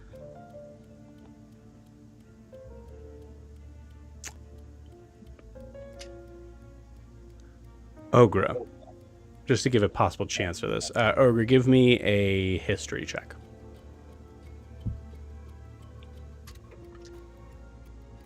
That's an 18, but minus 3, 15. 15. Cool. 15 makes a DC. You do not think this is going to be like the idea of you guys being able to stealth in this area is going to be insane right now. So just to keep that in mind, we'll roll the stealth checks, but the DC is going to be 20. But Ogre, you know that. Yeah. We're far past being stealthy. We just gotta run in, Ogre thinks, and get Yun and everyone. And Fisher. We just gotta run in. They're waiting for us. Smash and grab. Okay. Well. Like Kaelinor says, improvise. Okay. For you. You guys ready? Let's go get him. All right. I love it. Cool. I'm going to say just for fun here, let's see. You all have to pass a stealth check of a DC 20. This is a group stealth check, but in the idea that one person could. So it's possible. Gotcha. But you'll All see. right. It would be tricky in the best of scenarios. I can't use any magic because I don't have my my staff, right? Yep. So you want us to roll stealth? Yes. That's adorable. Okay. Nat 20 for I got a 26. nat 20.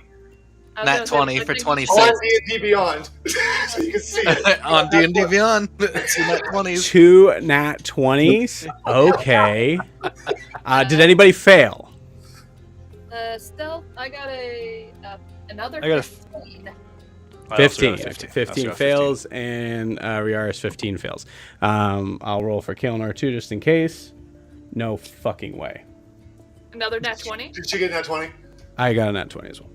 So not to be Rock that an is asshole, straight up Kaelinor is on broken disadvantage right now. probably because she's got heavy armor, so she probably rolls stealth with disadvantage.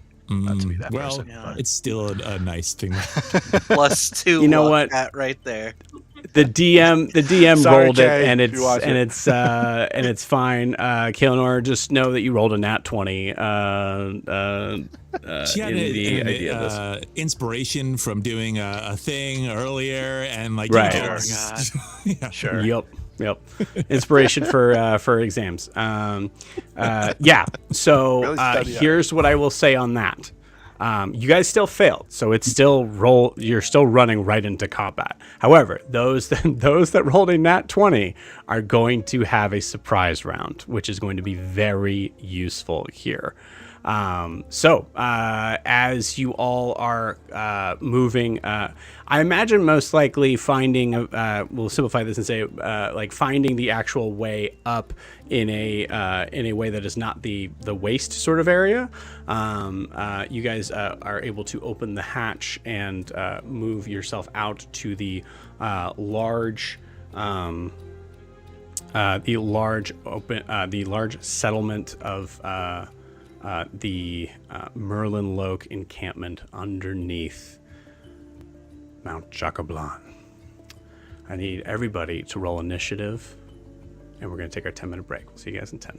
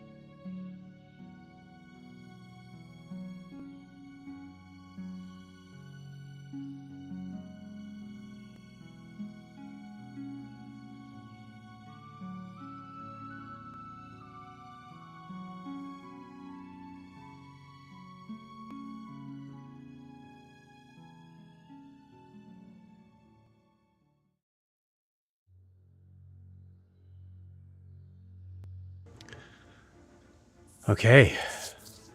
We are jumping right into it. So many of you are going to be able to have held actions here. I still need to put the people that are going to be on there. I was trying to just make sure I had all our stuff kind of caught up to make sure it's as concise as possible.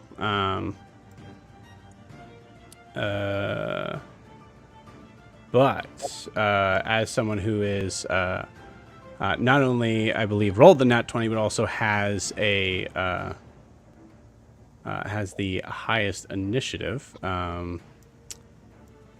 Ogre, you will be going first. Okay. Why didn't that save over? We're coming out in that area where I'm at. Yep. And I'll put the people that are here in the map here in a second. Mm. Okay. This is a cool ass map, by the way.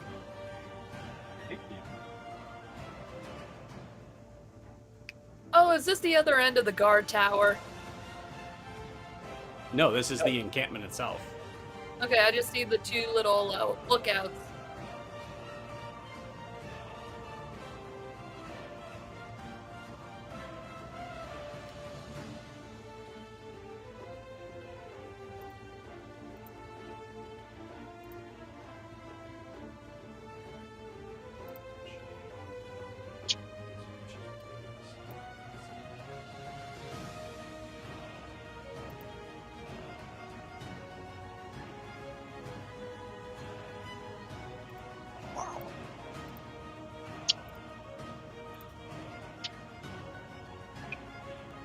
I think that's enough of the enemies. Yeah, that's plenty. Yeah, that's Joe. That's enough. That's enough of the enemies. Wait, these are all enemies? The Yeah, rest are at lunch. They don't need to be there. Yeah, right. They're on lunch, you know. They're Yeah, the searching beans were bad. something. the They have beans, to they were cut bad. onion. And you They got Someone stole their scurvy. captain's hat. They're all looking for the captain's hat that got stolen. No one's here, What? right? No. I'll tell you what.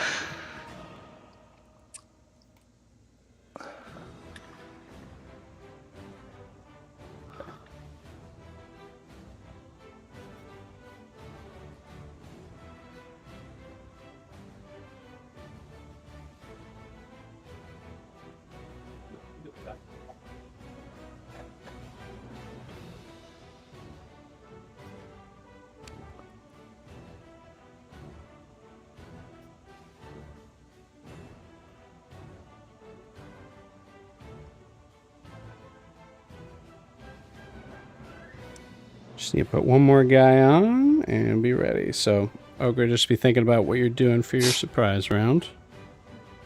So, Kar, you have like a lover's bond with Nala, right? She knows where you are. She'll come here any minute, right? Right? You're cute.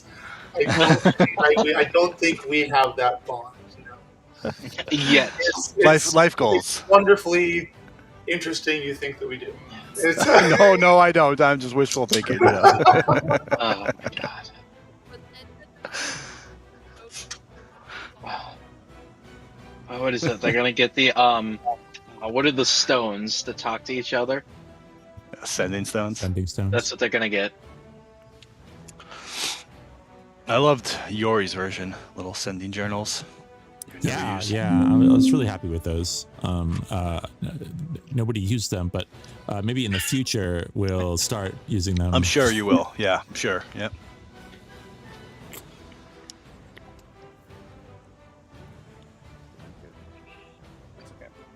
Cool. Those are all the enemies there. Ogre, as you move out of the hatch, those that also rolled.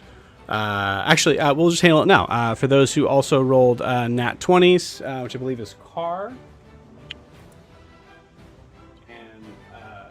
and Kaelinor. Is that correct? Kar, K, and Zed, right? Yep. And Zed also rolled. Jesus. Yep. Yeah, in the surprise round, Get the nat 20. I got a dirty 20 for initiative. Yes, that's why you're going first. Okay. Okay. I am missing some guys on your end, but Ogre, go ahead and tell me what would you like to do in your surprise round. I'll say we'll just do this so that we make sure that we are clear on this. Also, Sarah, if you can get as close as you can to wherever your mic is. Seems like we're losing you a little bit. So here's our guys. We have a ranger here, a ranger here, a ranger up in the watchtower there, and I believe one more. No, that's it. 1, 2, 3. We have 2 paladins on the ground with halberds, one coming out of the tent, one by the fire. We have a fighter that is up on the 3rd floor, and we have another 2 other fighters here on this side as well. These 2 ladders right here go all the way up, so they can be used from. Obviously, they're not tall enough, but imagine them as being taller. Also, last thing I'll say, Ogre, is kind of like the top of your turn. Go ahead and roll me a perception check.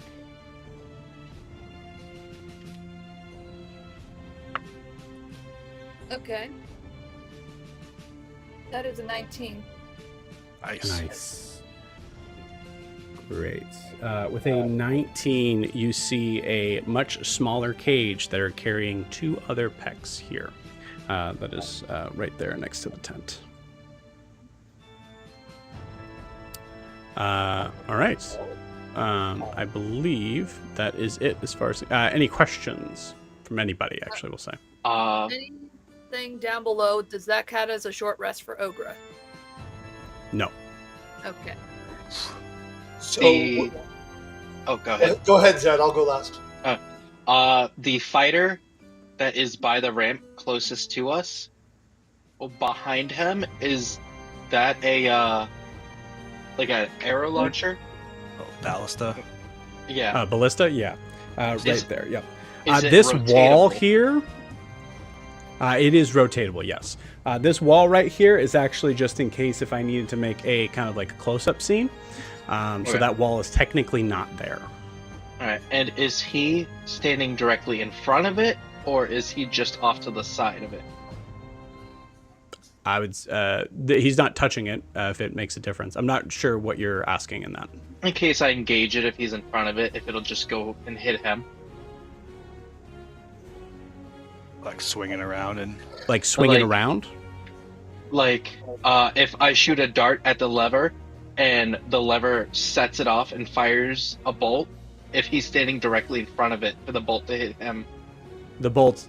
No. So because it's facing Okay. out, it's Facing facing right. towards the. Oh, it's yeah. facing that way. Gotcha. Okay. Yeah. I am mentally getting ready for the shenanigans that Zed is already thinking about. So that's good. Make sure I take. Are you had a question? I had one too. Go for it. Yeah, I have 2 questions. Question 1: did we come out of something from the ground where we're standing? Is that just so I understand it, where we came from? Yes, there is a hatch that is right behind Ogra.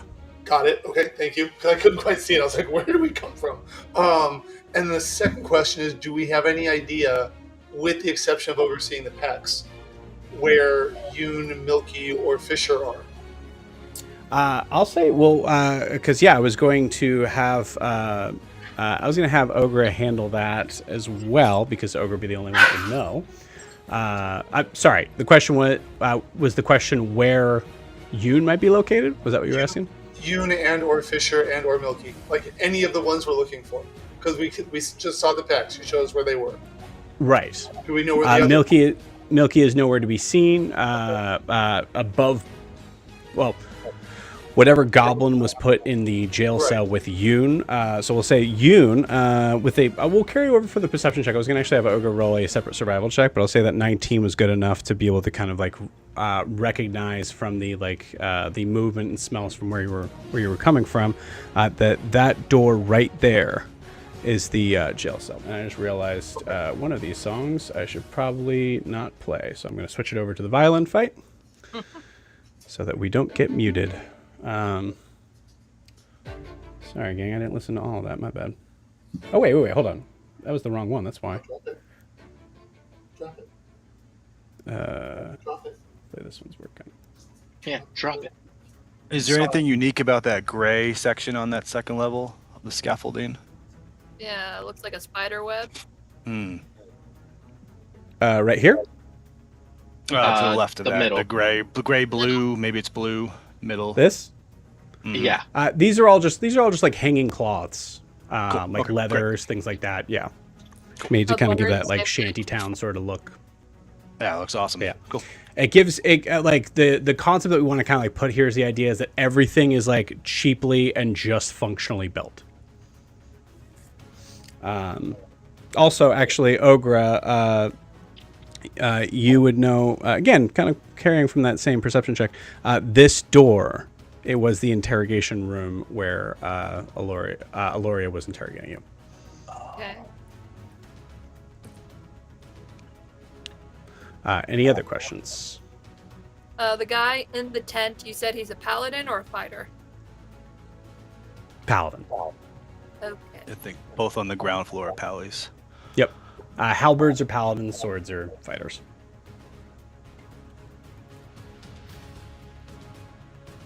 Are there anybody in the towers that I can see, like those two? Yeah, the there's back one right. ranger. Back right. There's the guy up there. Okay. Yeah. It looked like there might have been one. Let me see if I can brighten this up a little bit. I don't know why it's going so dark compared to the stage that I see. But And I But feel like I'm nobody- underground. I feel like it's good. nobody in the tower to the left, though, correct? Just one on the right? Correct. Okay. Correct.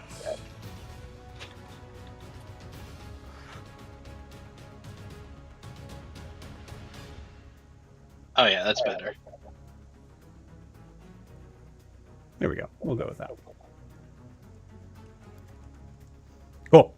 All right. Ogre, you are up first. Okay. Well, she doesn't know about the prison.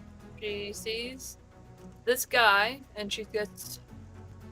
You do know about the prison. Okay. That was what your role was for. Okay.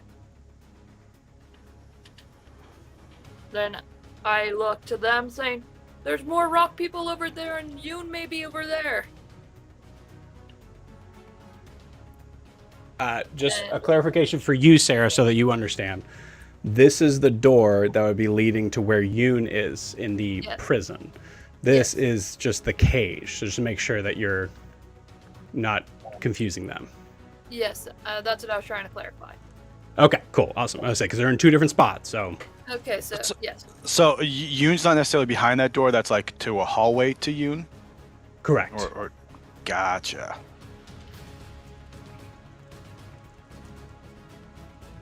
All right, Ogre, what are you doing? Don't want to deal with another paladin. Ogre is just going to run toward the cage. Okay.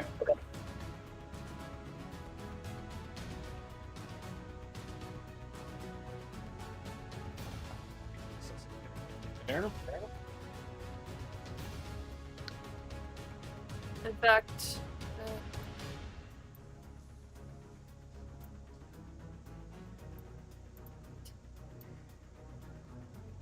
yeah, I can't use anything. So yeah, can't use anything. I'm going to dash to get right next to that cage. Cool. You got it. But I want to hide right behind it so I'm not in the way of the arrows. Like I'm gonna using like Okay. cover of it. I like it. Yeah.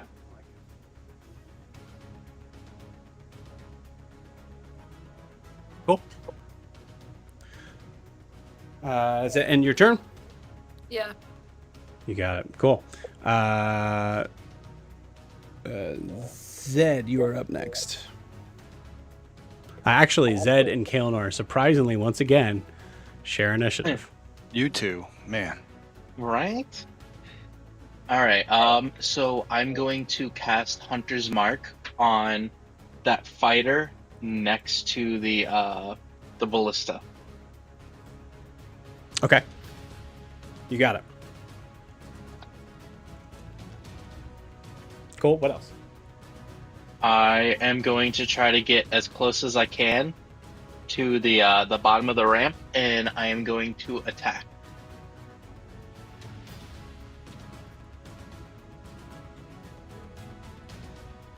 $30 gets you there. All right, and then I'm going to use my saltwater stalker. Go for it. So that is 10 to hit. 10 does not hit. So goes wide. And then I am going to try it again. Got it. Oh, that's better. That's 19 to hit. 19 hits. All right, so that would be 6 with... what was it? So that's 7 damage. Okay. Did you add the hunter's mark stuff? Yep. Cool. That's just 1d6.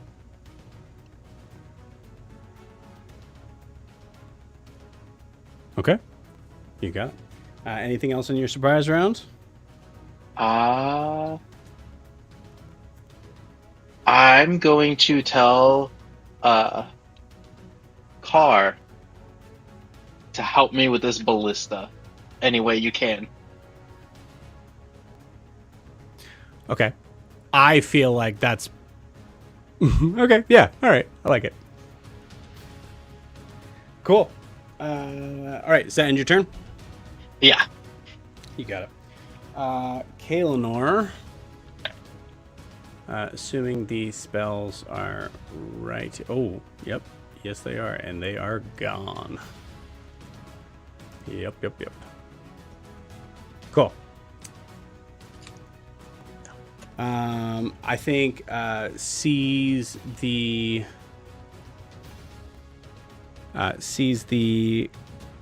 paladin by the tent and decides and try to go for them. 30. Simplicity's sake. They're kind of in between anyways.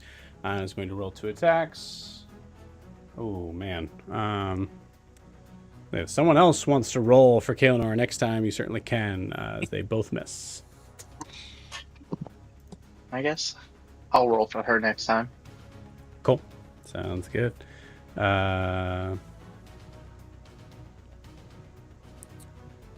Okay. Cool. That is it for that. So just a reminder to everybody what the goals are. If the goals for everybody is to kill everyone here, you will lose. So We cannot do just keep that in mind. That sounds like a challenge.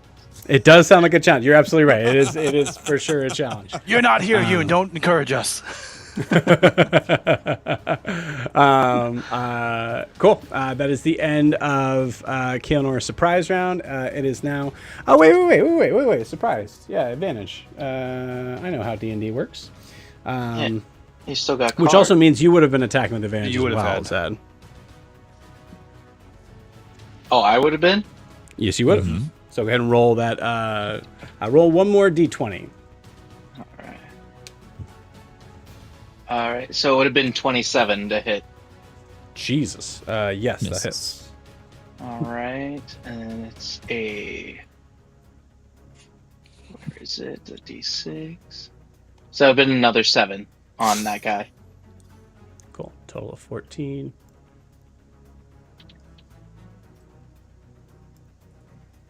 Nice.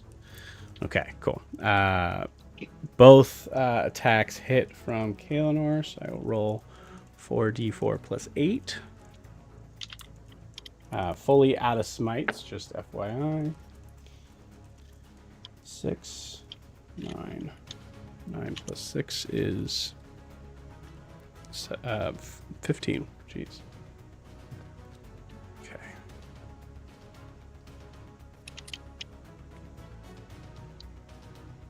Okay, Car, you are up.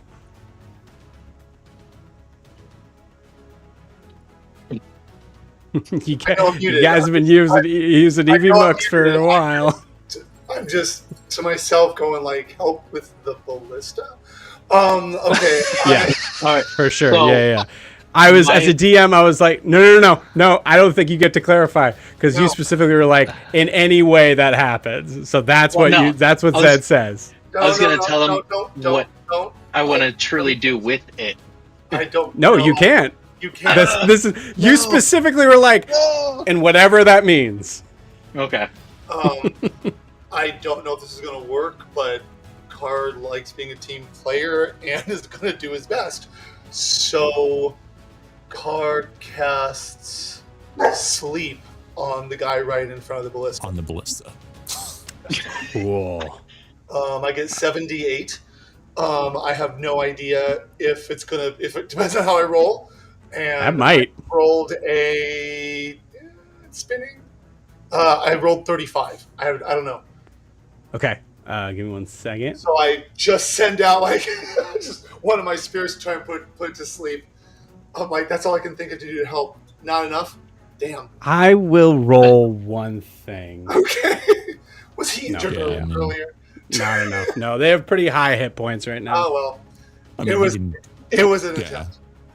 Was this the one that put Yoon's cards in the oatmeal? Yes, You I have killed no him, idea or what you're talking about. You but hit yes. him, or you hit him, or yeah, something I like don't know that. either, but yeah. And then what Car is going to do? I did hit some of the guards, yeah, but that was a little while ago. So that was his action. He really can't do too much beyond that. For his bonus action, let me look to see what I can do for my bonus action. That's all. Yeah, that's what I thought.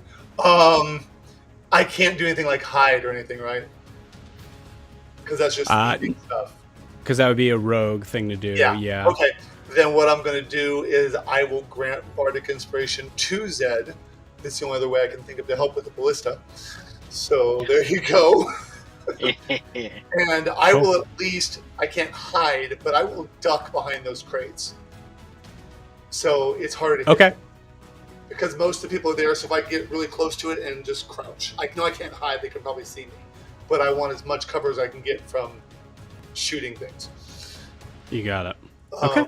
And then there was something I was going to do this round until Zed said that, so I'll do that next round.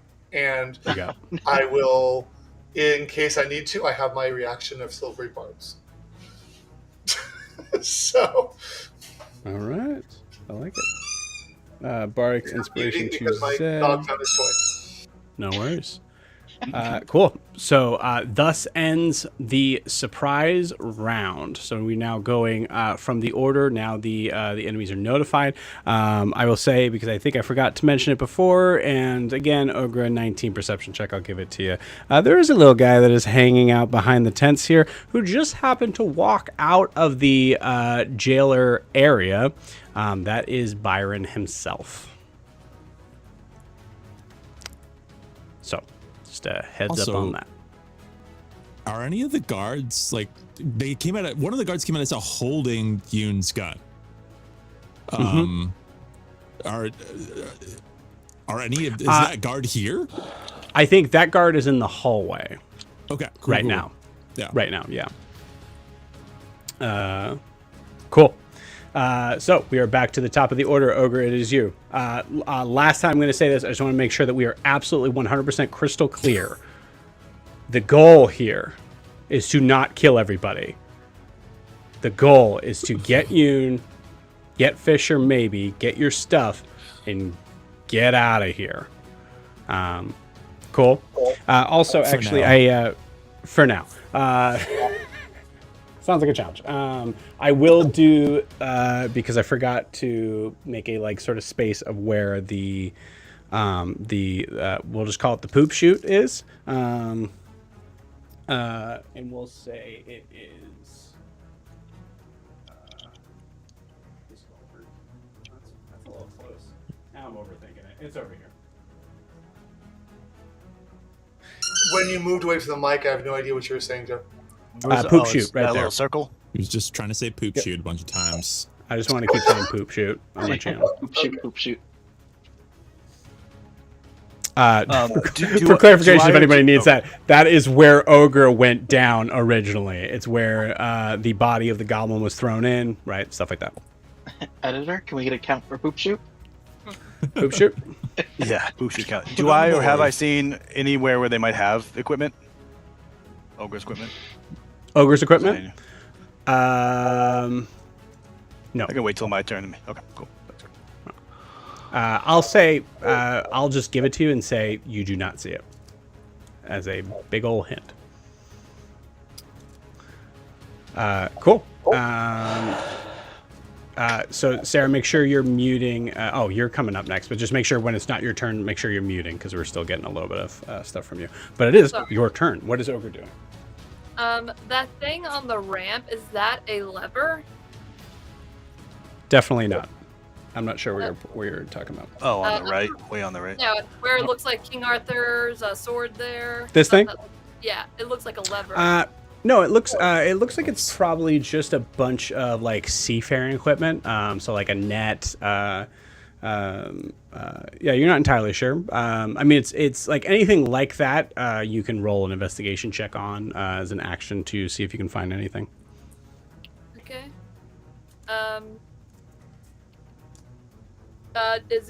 Is this thing chained like the goblins were with the little cufflink thing? No, this is set up pretty much exactly like the one that was further out. So you see there is a, oh gosh, now I can't remember what that was. I believe it was just like a simple sort of like padlock thing, right? Ogre sees it, and her action, I'm going to try to break it open. Cool. You got it. Go ahead and give me an attack roll.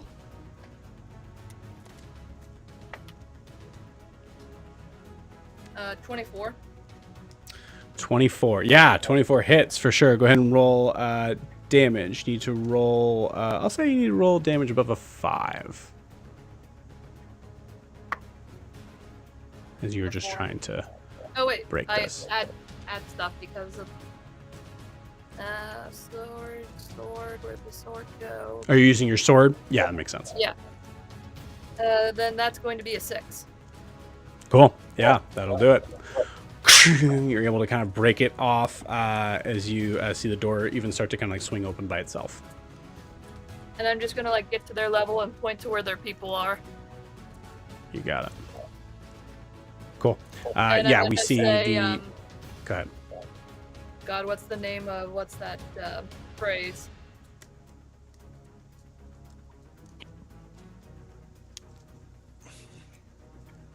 Improvise. Flamelio. Oh, she's talking about the word for family that Rior's knew. Nalam. Mala. She Nope, has a list. that's all right. I think she's doing it on purpose. She has 2 giant tusks in her mouth. Okay. Cool. Yeah. Sweet. I will take the cage off for simplicity's sake. So we have 2 more pecs joining the fight. Very cool. That makes sense to me. So that is your action. Yeah, and I'm pointing to them, but I'm also pointing to all my friends on the map so they know they're with me. Cool. You got it. And then I want to start making my way, like, dash into the, well, not dash, but move into this tent and use it as cover. Cool. You got it. And do I see my stuff in here? Go ahead and roll me a D20. If it is a 15 or above, you would get to find your stuff. If it is a 5 or below, there's an enemy in here. It's a 17. Nice. Cool. Ogre, you are able to find all of your equipment pushed to the corner of the tent. Good thinking. Is Yun stuff here as well? No. Okay. Then that Thank you is for my turn. asking.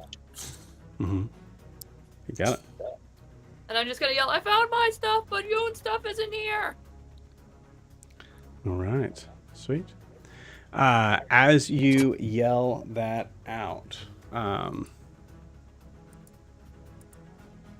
Yeah, you're undercover here.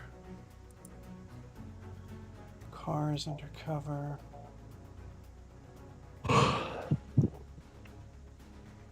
Okay.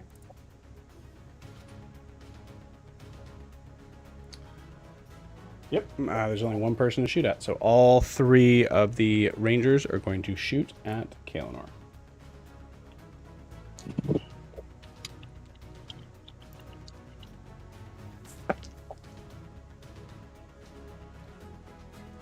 There's one nat 20.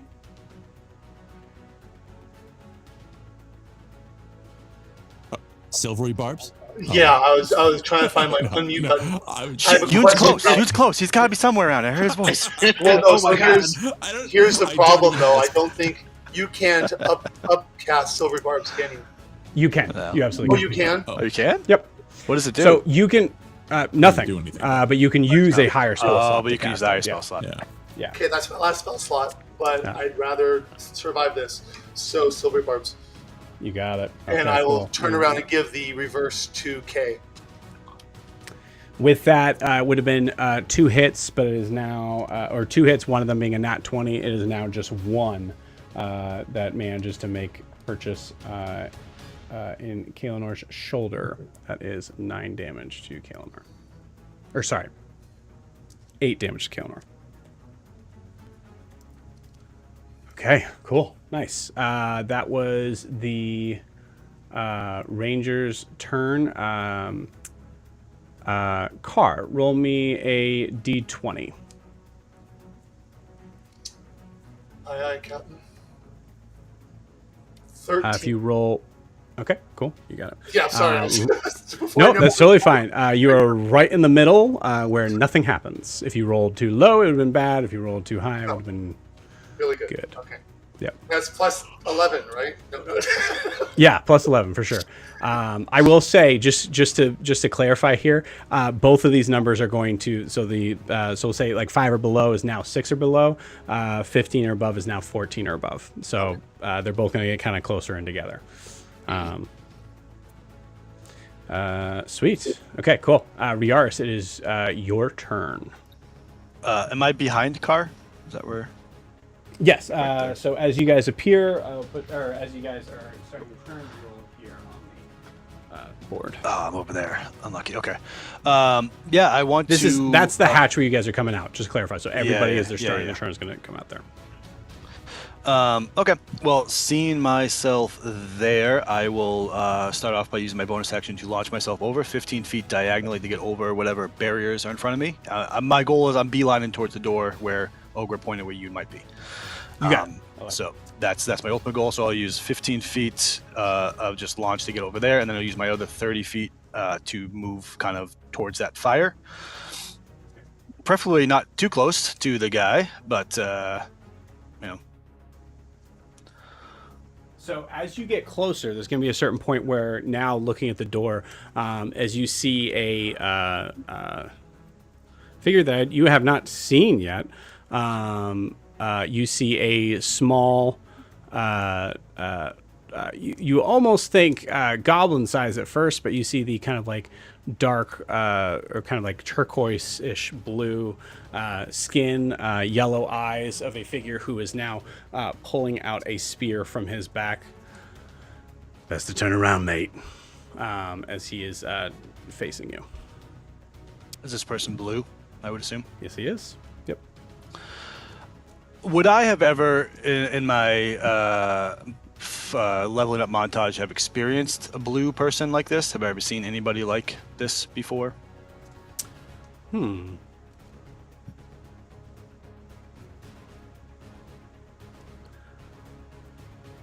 Not in your leveling up montage, but I will in kind of trying to kind of figure that out. I would say give me some sort of intelligence check. I would say either nature or investigation, your choice. Could also be history. I'll go nature.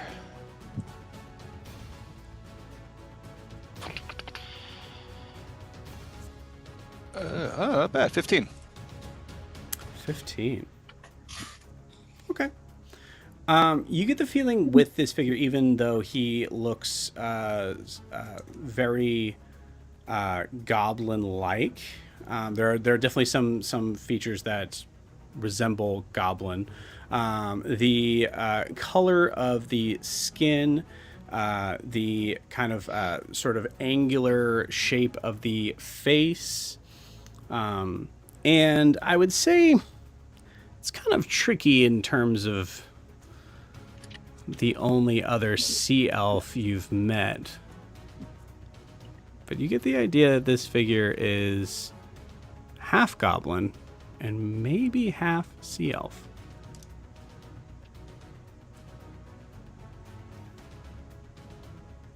Compartmentalizing that.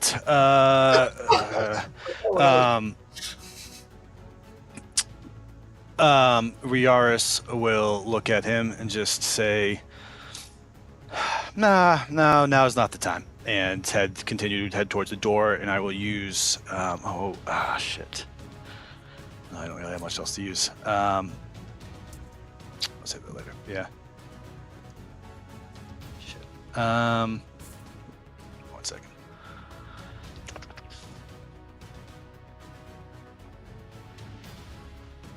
Could I think this would work. I would like to, as I was coming around, say, no, now's not the time for this. And as I'm going to reach into my backpack, I'm going to pull out the bell that Carvis gave me, and I will try to use calm emotions all people within 20 feet of me to calm their emotions aggressively towards me in the situation. I don't know what that's going to do, but I'm going to try. Okay. It sounded like you want to aggressively calm their emotions. Aggressively calm their emotions. Yes. You will be calmed in this moment. That's a great line for a barbarian. It's the Office meme. Just stay calm. Yeah, basically, this, walking, everything's on fire. This is fine. It's fine. Just be cool. Just let me go. Yeah, it's a DC 15 charisma. Okay, I'll If not, that's fine. I can. This is an interesting place to use it. I'm going to tell you that. It's a very interesting place to use it. I agree. I don't have a lot of hope that it'll work, but I think. You know what? As a story sort of setting here, I think it's there's a possibility it works. I'm going to say he has advantage on the roll because he immediately views you as an enemy. Sure. DC's 15. Yep. Okay. I would probably also get the paladin next to me too, 'cause 20-foot radius. That means okay. It's, yeah. Yeah, sweet. So 8 blocks square. Okay. Yes, with advantage. What kind of save is this? Charisma. Okay. Charisma, he does, the paladin does save. But it was pretty close. It was right on the cusp. It was a 16. They both save? Okay. Oh, I'm sorry. No, the other one failed. So I think for the other one, there's just like a questioning sort of glance that most likely on their turn, they won't go to attack you. Okay, but it didn't get Lord Byron. He was not close enough. It did not get Lord Byron. I didn't know how far he was. Okay, I didn't know how far. I thought he was closer. Okay, Yeah. cool. Also, for clarification, say calm emotions doesn't like technically say like they're now charmed by you. Oh, for sure. Yeah. So, if anything, I wanted to get a heartbeat of indecision. I'd be like, what, Right. what, and then I could book it through there. Okay, Cool. It hit him. He just saved on it. So I thought you might have thought it didn't. Yeah. Yeah, I think there's a. I think in response, what he does, he goes, "Can't let you go, mate." That's it. Well, I can't stay either, so guess we'll have to figure this one out. I'll be my turn. Get ready. You got it. Got to defend up. All right. You clearly state your position. So it is actually now his turn. He is going to look at you and go, "Suit yourself," and just goes to take a stab at you. That is a 22 to hit. Hit. Okay. This is a... Oh, what is a spear? Because he has...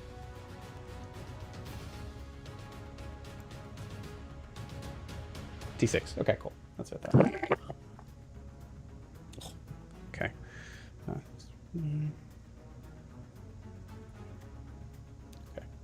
And he is going to smite with this.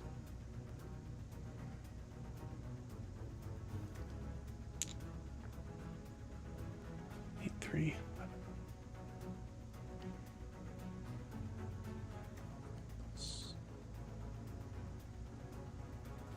20 points. 20 points of piercing. Well, if it makes a difference, force It damage. does, yeah. Okay, Well, it's cool. force. It's not radiant. For smite, it's force. Oh, man, actually, I need to check this too because Oathbreaker is going to have something weird with that. Possibly. Let me see.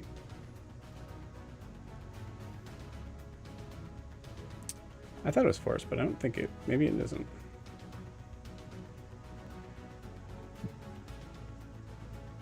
Okay, all right. Then just give me the normal paladin stuff. I guess we'll do this in Kelnor.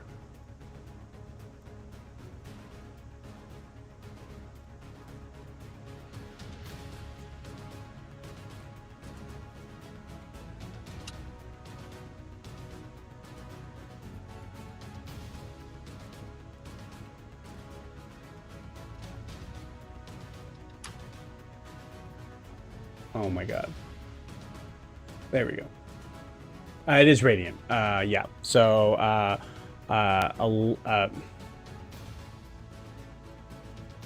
11 points radiant damage. So halved to Halved to 5. five. Cool. With nine piercing or whatever the other.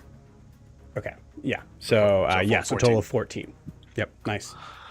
I think he kind of hits me blood, get through, and I spit up a little blood, and I said, "The old goblin warned me about you, but I'm not too impressed." He says, well, stick around, as he is able to attack again. Oh, but that's a 4. So yeah, so second one, he says, stick around as you, you tell me. I think you're in that sort of like vein here. What does Riars do as you're able to dodge out of the other one? I think Riar surprises himself a little bit as he pulls it, and the second attack comes quicker, but his lance is quicker than he's used to, and he's able to kind of bring it up and shrug it off. Yeah. Almost being like, and trying not to look surprised that he was able to do that, but then, to maintain his cool.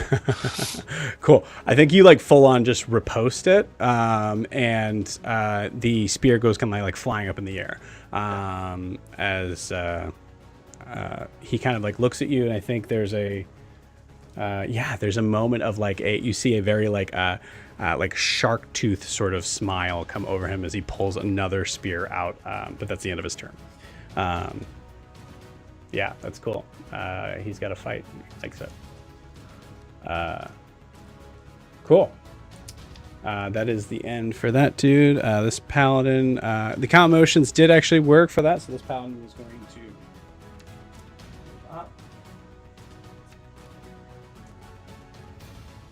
roll a perception check because it wasn't a hide action. It was just moving. Okay, nope, definitely didn't see Ogra.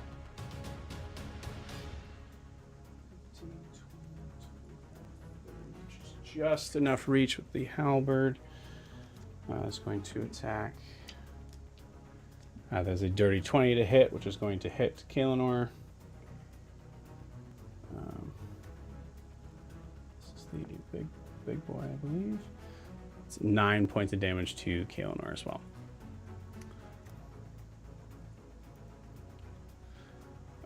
And then the paladin right in front of her is going to go.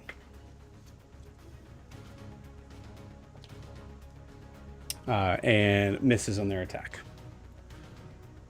Okay, cool. That is it for them. It is now... I thought I already did... Oh, no, never mind. I'm in the wrong spot. It is now Zed and Kaelinor's turn. All right. Was he successfully able to put that fighter to sleep? No. Damn it. And how far is that up to the fighter? 5, 10...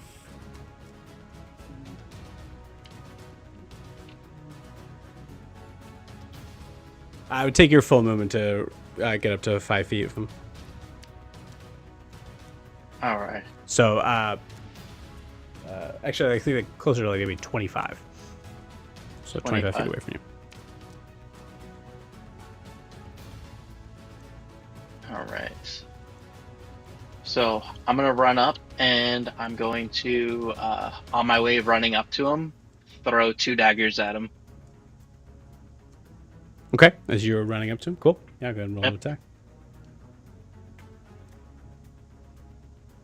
First one is 23 to hit. Okay. All right. So that's 4. That'd be 7.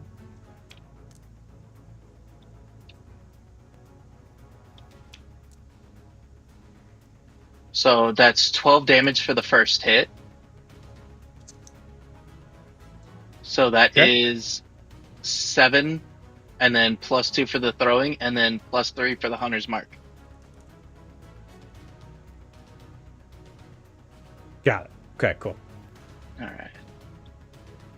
And then throw in the second dagger. That is a 22 to hit. That'll hit. All right. That is 6, 7, 8.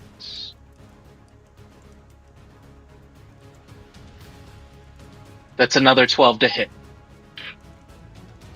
Okay. So Nice. that is 24 altogether.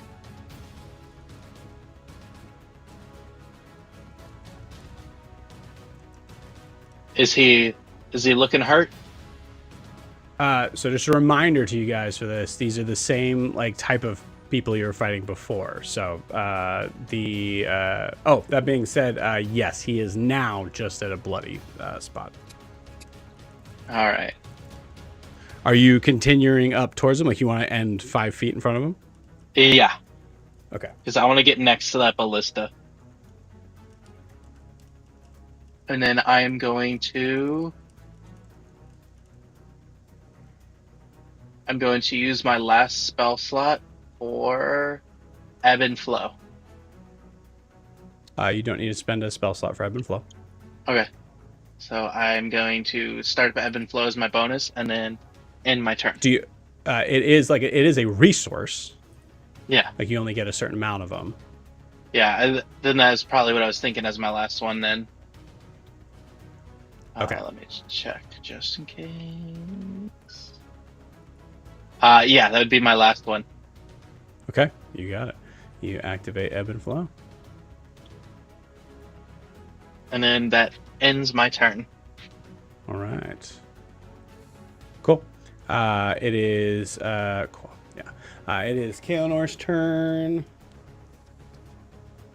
Oh, you know what? The other guy missed, so I think Kaelenor would use her reaction to Blade Dance. Which also would have been disadvantage on the melee attack. That's okay. That's all right. I already forgot. I forgot my own thing that I added. That's cool. So reaction attack. Oh, all right. Roll to see if it hits. That hits.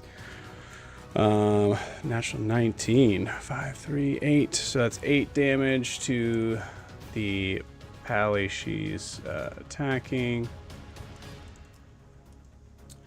And I think as it's her turn, she's going to shout out to basically anyone. So I would say that Nala, Carr, and Ogra would probably... Sorry, not Nala. Zed, Carr, and Ogra hear this. As Kaelenor just shouts out basically like, do you want me to keep fighting them off? Like, just trying to get an idea of, like, what do you want her purpose to be here? Like, is this good? Ooh. How hurt is she? She has 35 hit points left. So she's not too bad.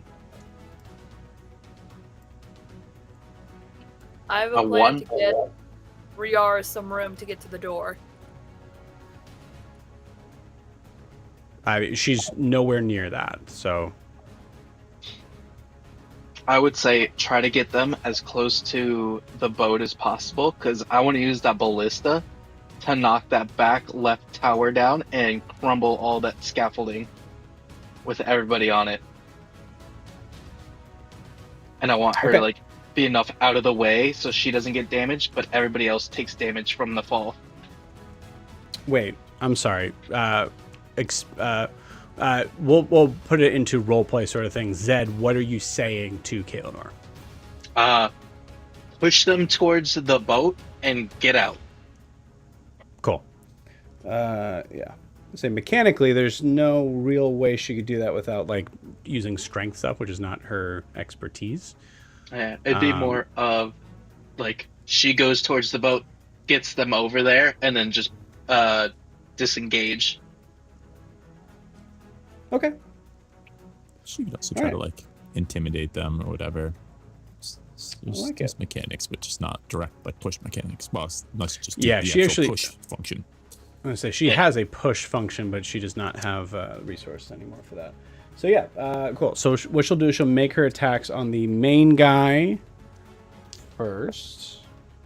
It's a nat 1 and a 3. So she misses with both of those. That was really bad. And then so she is many going nat 20s and nat 1s. I know. So She does have cars in silvery barbs somewhere in there. Just The advantage. Yeah. Oh, that's right. Advantage on Thank something. you. Jesus. Okay, that's a 2. Sorry. Sorry. All right, Dice. There are other things in between the low and high numbers. Let's work on those guys. So she is going to move out of range to the halberd, which means that they're going to get an attack of opportunity. Don't tell me it's a 20. It's a nat 20. Cool. Yeah. Cool. Sweet. So I really have nothing I can do for that. yeah, that's really bad for her. It's a halberd. So that is 15.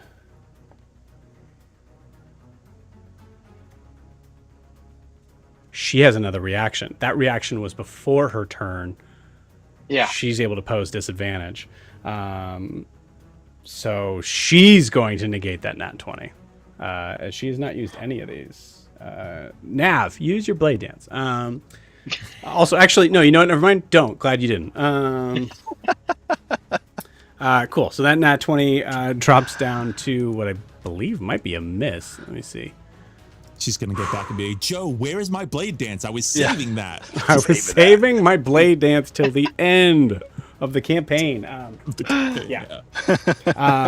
Poses disadvantage on the attack as it misses as she's moving out. Man, I have to look up the.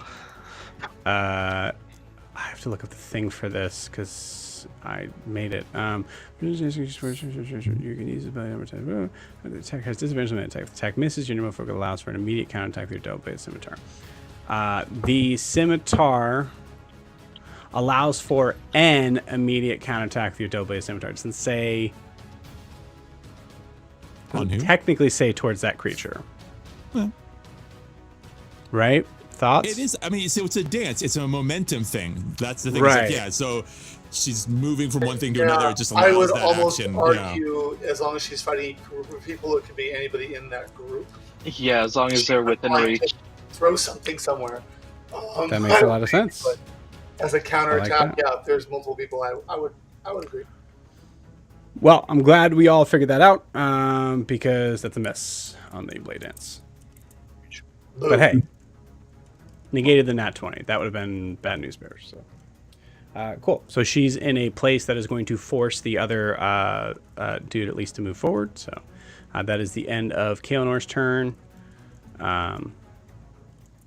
Where are we?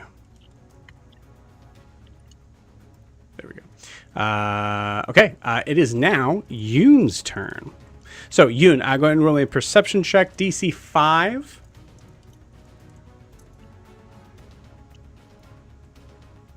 You have to be hearing all this commotion. Why doesn't it just pop up anymore? D&D Beyond, what are you doing? 15. 15. Cool. You hear a shit ton of commotion outside. Which actually, the DC should have probably been higher, but 15 will put it. Because it's like, it's a room and then a hallway and then stuff. But yeah.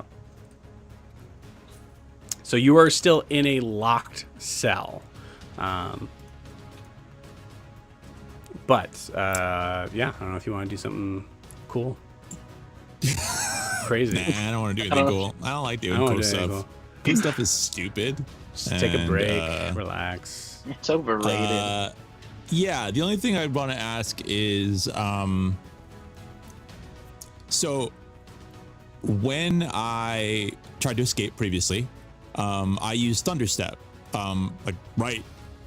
I was in the cell, like in the corner, reaching out of it, which is a big old explosion. Is there any damage to the cell from that I might see, like that I might try and exploit to try and like get out that way? Yeah, we'll say that kind of like pushing into your perception check. We'll say, amazingly, the cell wasn't like blasted to pieces for plot armor from the DM forgetting. But it is, yeah, I think you do notice that there is a spot that seems to be like just cracked enough that you think like a few good kicks, which would just be like one attack, might be able to kind of like knock it open. Okay.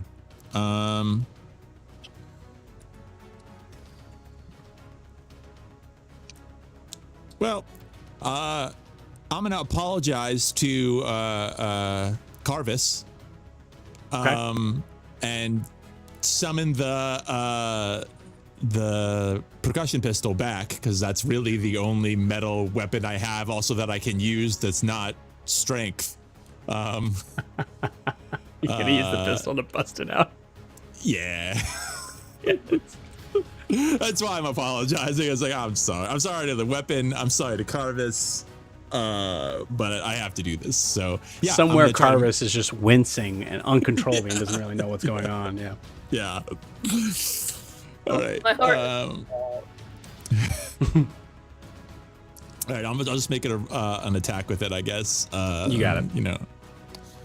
That's wow. This isn't popping up. Wow. It is a 25 to hit. Yeah, and then absolutely. What do you want me to roll for damage for this? This is not shooting it. So yeah, it's kind of a because it's so. Let me roll something here. Okay, all right. Dice is telling me there's got to be a damage threshold. So we'll say the damage threshold is 4. For Yun, I'd say consider it a club, which is a simple weapon, which you're able to use. Mm-hmm.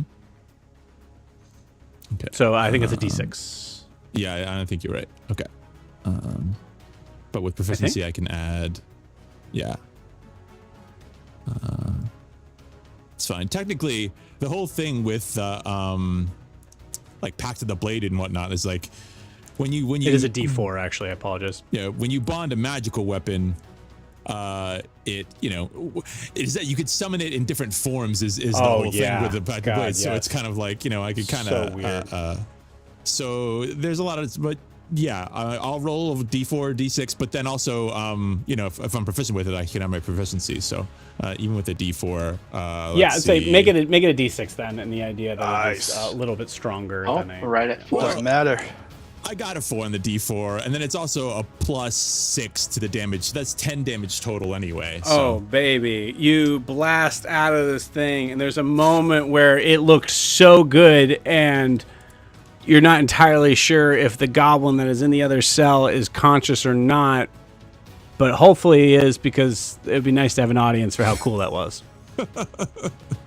Thought you said he didn't want to do anything cool. I also look. I think I look at the side of the gun afterwards. And there's like a little tiny scratch on it, and it just like start to tear up a little bit. All right. I'm gonna look in the other cell. I'm gonna move whatever it takes to move over there. Look in the other cell and see who's in there. You got it. I'm gonna say part of your movement, carrying over that same perception check. You see laying on the ground in the other cell is indeed Fisher. does he look alive? There's a moment where you're kind of like watching, and then all of a sudden you see your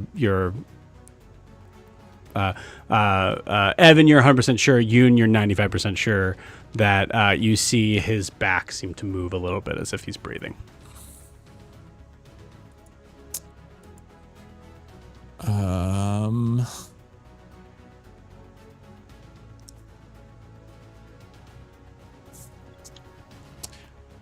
Okay, I'm well, that's kind of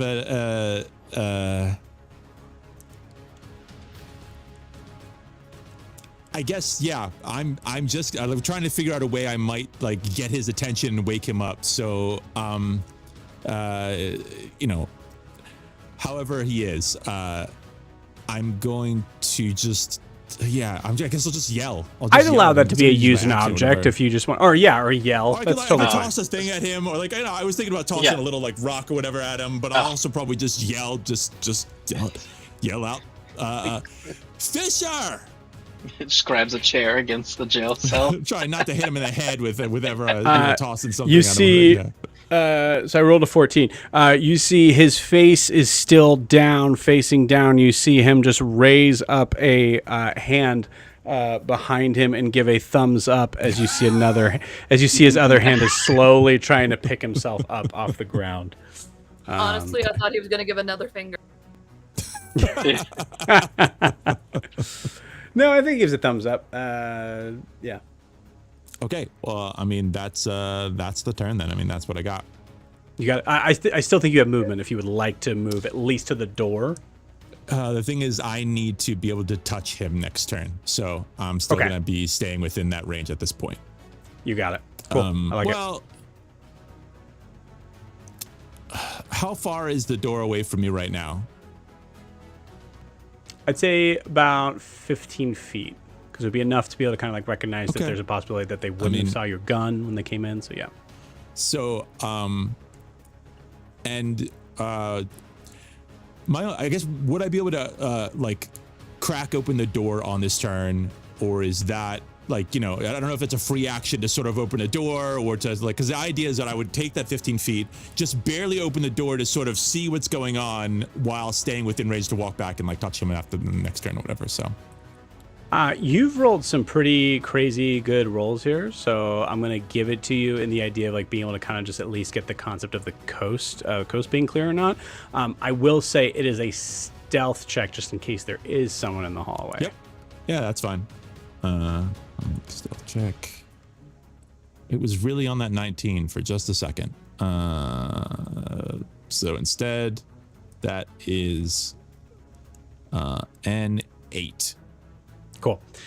There is a good chance this would have happened this way anyways, as the guard who was carrying away, examining your cool ass weapon, is now in the hallway, kind of like grasping at nothing, turns and sees you in the doorway. Ian gives him a big old smile. He's still got the shell in his pocket at least, so that didn't come with it. Yeah, I could see that in my mind's eye, just like Yoon just picking, just like kind of like just that really like toothy grin. Yeah, that's good. Exactly. Yeah, and that's it. That's the turn. You got it. Cool. All right. Sweet. So moving on. Next is our fighters. So the one that is bloodied from Zed is going to roll to be smart, and is smart, and is going to do a grapple check on Zed. So that is athletics or acrobatics for Zed. All right. Probably do athletics because it's better for me. Got it. Shit. Ooh. No bueno. I got a 7. You got it. Cool. Oh wait, do I have a thing from Car? You do have a bardic, yes. All right. Is that just a 4 or is that a reroll? It's a D8, I believe. It's A D8. You do have a full inspiration for the recap today. I right? do. You have that as well, if you'd like. Alright, let's see what this D8 can do. Yeah, I'm gonna need an inspiration. That was a 2 for 10. Okay, cool. We'll say that Bardic is going to still carry over, but go ahead and roll the inspiration for the new roll here.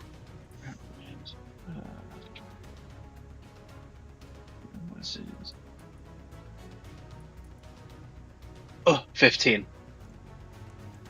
Okay. 15 still fails after all that. So it'd be a 17, right? With the Bardic, would be 17. Oh, 17? Yeah, if I added the rolled a Bardic, 15, which was a so- plus The 2. Bardic was 2. Cool. 17 makes the save. Great. Cool. As you see him try to grapple you to throw you back from where you are, which is only an 8-foot drop, but it'll be enough to be able to kind of keep you from doing what you want, as he's able to kind of recognize what's happening with the ballista. And- That is... Yes? Can I get a luck chance that he loses his footing and falls in the poop chute? Absolutely not. No. You, I like the hustle, but you use your inspiration, you used a bardic, and you still just barely made it. So I will give you that.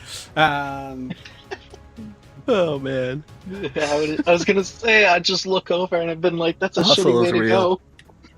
I do like the hustle. I'm Drew's going to nothing do but an... hustle. Yeah. Drew He's is got that nothing dog in but him. Hustle. Got that dog in him. Oh, man. I think the other fighter... What do we lost something here? Okay. The other fighter is Zed. You see him turn and run up the stairs.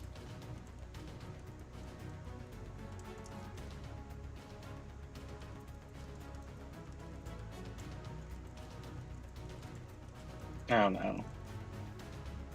Oh no. We need to bounce soon. He's getting his boss. And you see, that's beautiful. I like this a lot because it's just enough for him to grab the shoulder of one of the other fighters and say something in his ear. And as it is the other fighter's turn,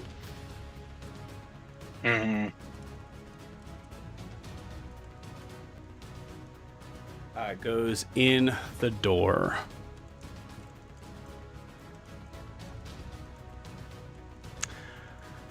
And that is all the fighters can do. So that is Car's turn.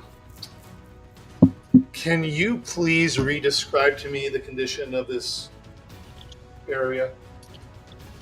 That's a very broad question. Is there when something you you're first looking opened for? up, I don't remember the exact words, but you're talking about the structure of them being flimsy, weak, not. Oh, Yeah. the scaffolding.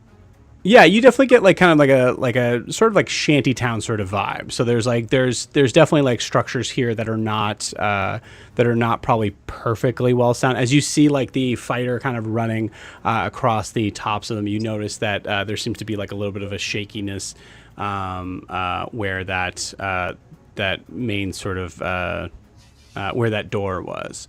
I don't have a whole bunch I can do, so I use the fireball scroll below the door.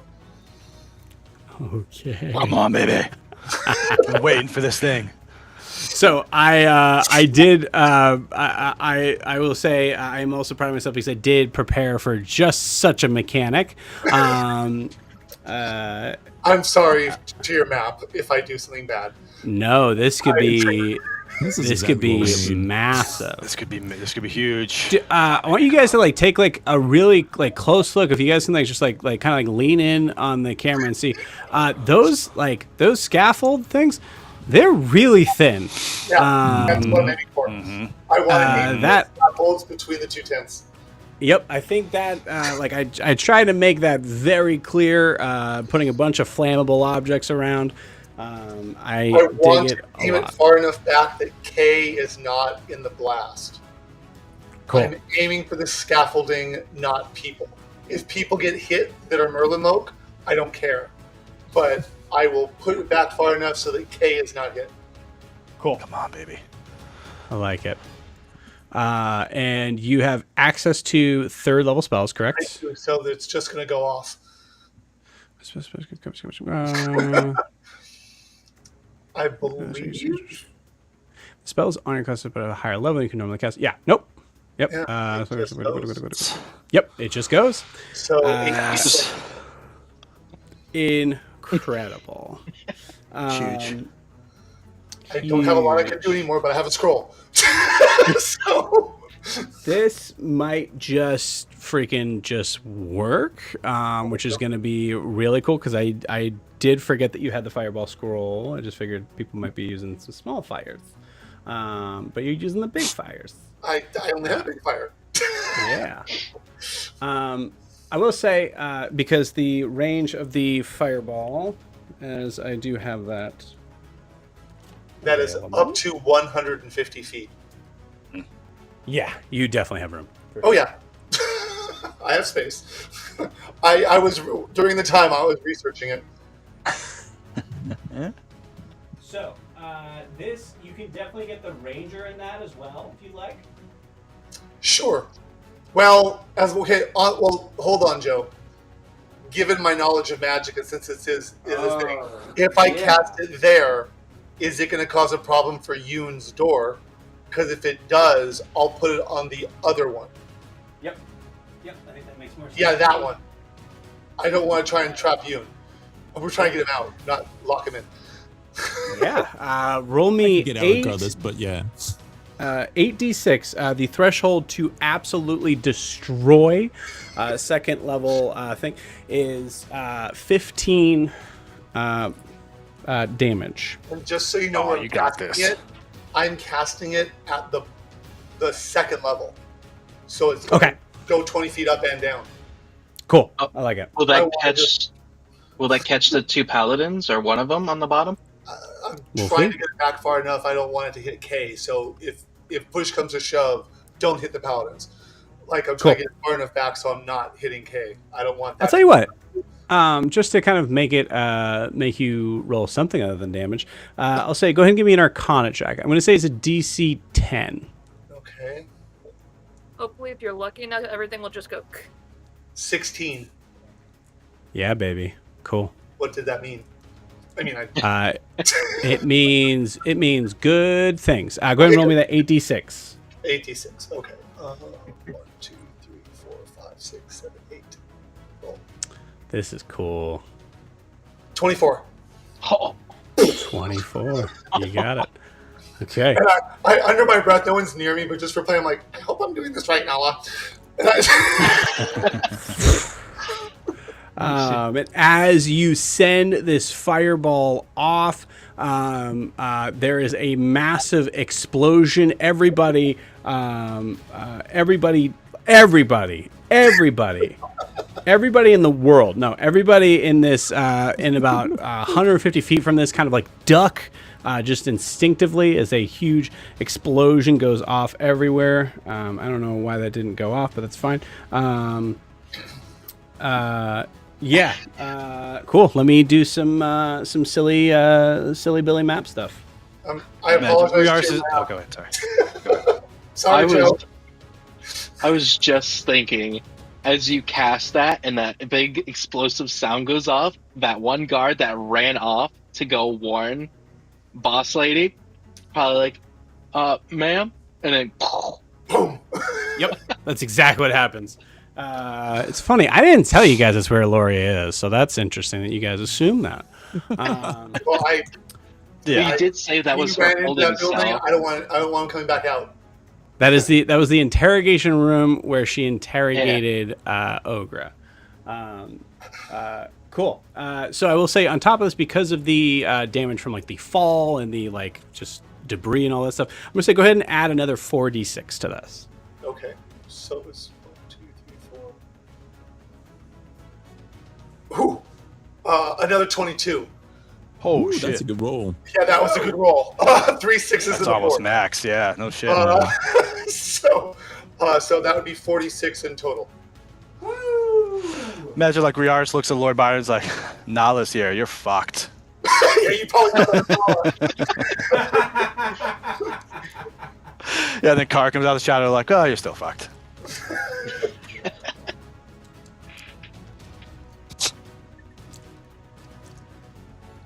God, how many times have we had to tell people good luck sleeping at night after they've met Car?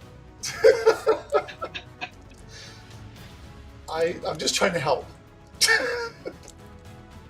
I'm gonna roll something here, I think. Got it.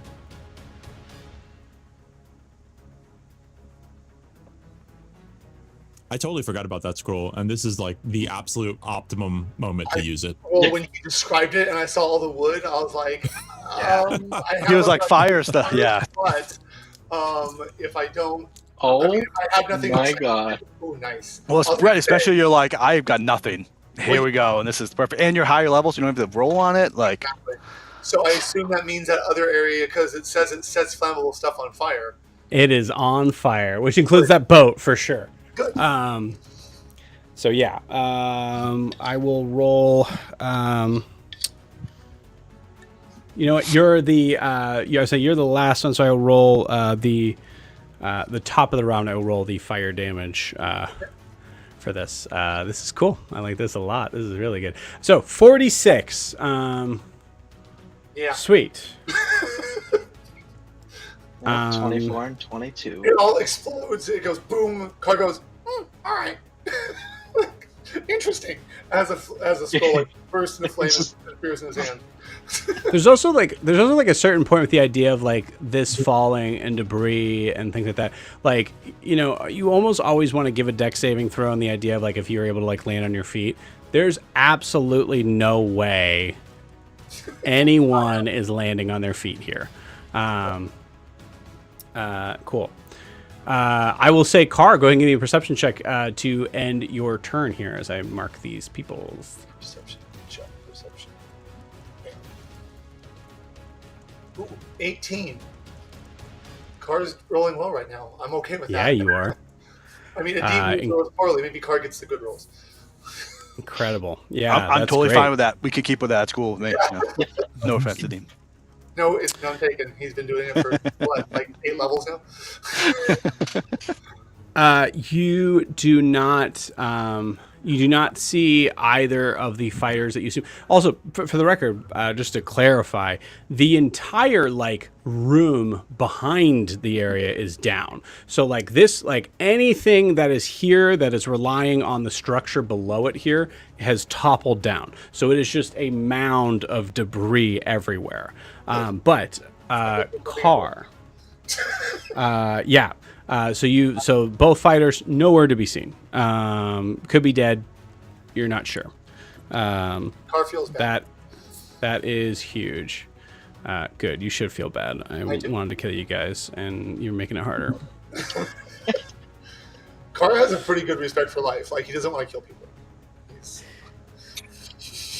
Well, as Yeah, you but say, you got to deal with that- them afterwards. You know, like. They were mean. I mean, We talked about this earlier, but there has to be a difference in morality to killing if you know for sure there's an afterlife. Like, it changes things, changes that equation. Yeah. it does. Yeah, absolutely. Oh man, we could do a whole podcast talk on that. Oh no. Oh no. Just wait till you guys go back and meet Car with the Ashwing and have that discussion. Yeah, for sure. Okay, so the 18, the 18 perception check, Car, as you are, as you're watching these flames completely just engulf and start to spread from the area that it's at. The other side miraculously did not catch fire. I rolled for that too, and it was fine. However, Car, you also notice that in the debris, you start to see this this purplish pinkish, like almost looks like smoke, but it seems to be continually moving as the debris is settling down right underneath the rubble. Car, you recognize that that natural sort of arcane energy. You chose right. That is exactly where Aloria was. Oh wait, she's in there, or She's wait, in there. in the fire? Mad. In the fire, in the debris, yes. Oh. Mm-hmm. Nice. Okay. Oops. Bye. I mean, she's Well, not dead, but ouch. Yeah, I was gonna say, yeah, with an 18, you see it's still going. It It's hasn't still stopped, moving, so but yeah. Ow. Yep. Oh, sorry. Yeah. Cap. Yeah, if you guys full kill, I mean, I don't recommend trying, but I don't know, sure. I don't know what Yoon can pull out. If you guys want to just full on kill this this character now, go for it. We'll just need play my stuff. dominoes next session or something. Just kidding. I don't even know how to play that. I don't know either. Okay, cool. So, Car, anything else on your turn? That was my action. I'm going to, since I he love that used it as a bonus action, because I do have a bonus action still, right? Mhm. Yes, I do. I will give a bardic inspiration back to Zed because he used it. Cool. I'll throw another spirit his way, You got it. and I will keep ducking behind the crates until I figure out what else I can do. Because although I have movement, I don't know what to do with it. So Okay. I'm relatively covered. I have relative cover here, so until I know what to do with my movement, I will then just sit. Meaning You I'm got not it. holding anything. I'm just hiding, ending my turn. I know that sounded like I was holding something. I'm not. Got it. Cool. So at the top of the round, I'm going to roll. Do the Pecs get a chance? The ones that came with us and then the ones we set free? Or are they just bystanders? you're Good call. absolutely right. Good call. Forgot about them. Let me roll an initiative for them. Yeah, I'll say I'm not going to roll initiative. I'll say we'll just go after Car. I also forgot to roll. Yeah, I've been missing out on all this stuff that might be good for you guys. Or bad. I don't know. We'll see. Okay, perfect.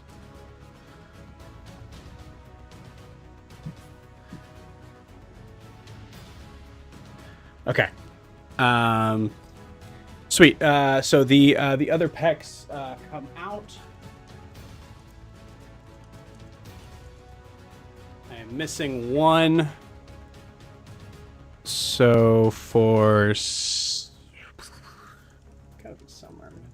For simplicity's sake, for now, I will use something that cannot be thought of as anything else.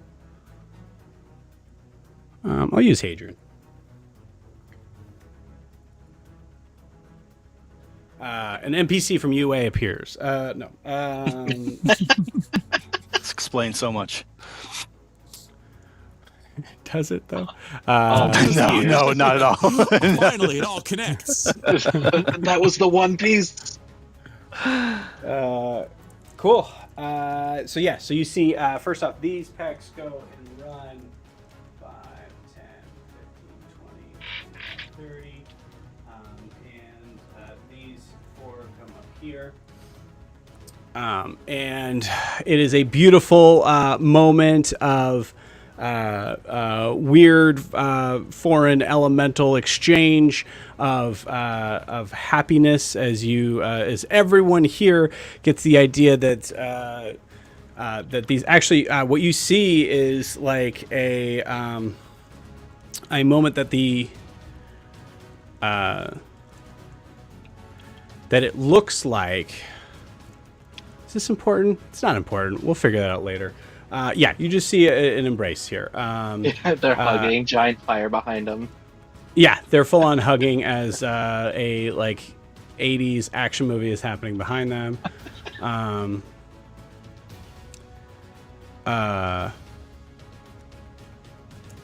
And they are going to do something. I promise. I'm going to say that's their action for now. Someone else is gonna get a cool shit. What's that? I was just saying, like, Briar's got a spear, someone else in the group's gonna get a cool shit from them now. Well, they don't seem to have any Dominion with them. So there's that. But yeah, they look like they're ready for a fight, but there's nothing necessarily they can do right now besides what they just did. So that is it. Okay, cool. Ogra, roll me a d20, please. We are about to have a bunch of bodyguards come to you.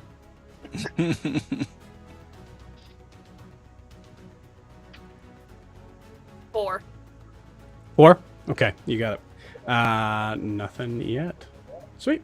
All right, now we are back to the top of the round. I will do 9. 9 points of damage to the people that are in the fire, as well as the fire catching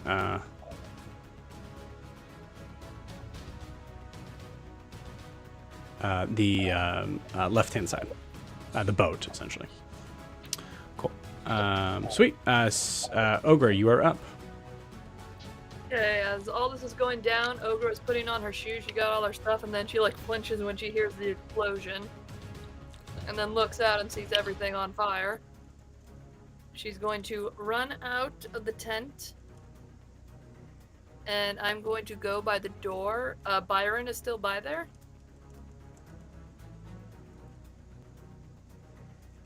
What door? The prison door where Riaris is headed to, or where Byron is guarding. Yeah, as soon as you kind of walk outside and turn the corner, you do see Byron, yes. I'm just like gonna run up to him, and I want to do an intimidation check if I can to tell him to get out of the way. You can if you would like. This is yeah, go for it.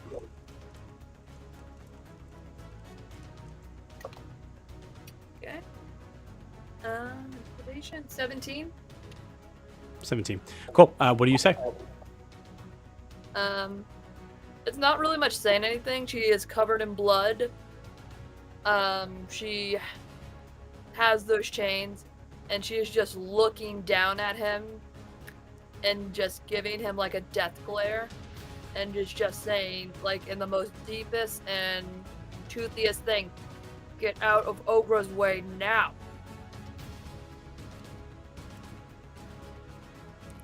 Cool. Give me an insight check.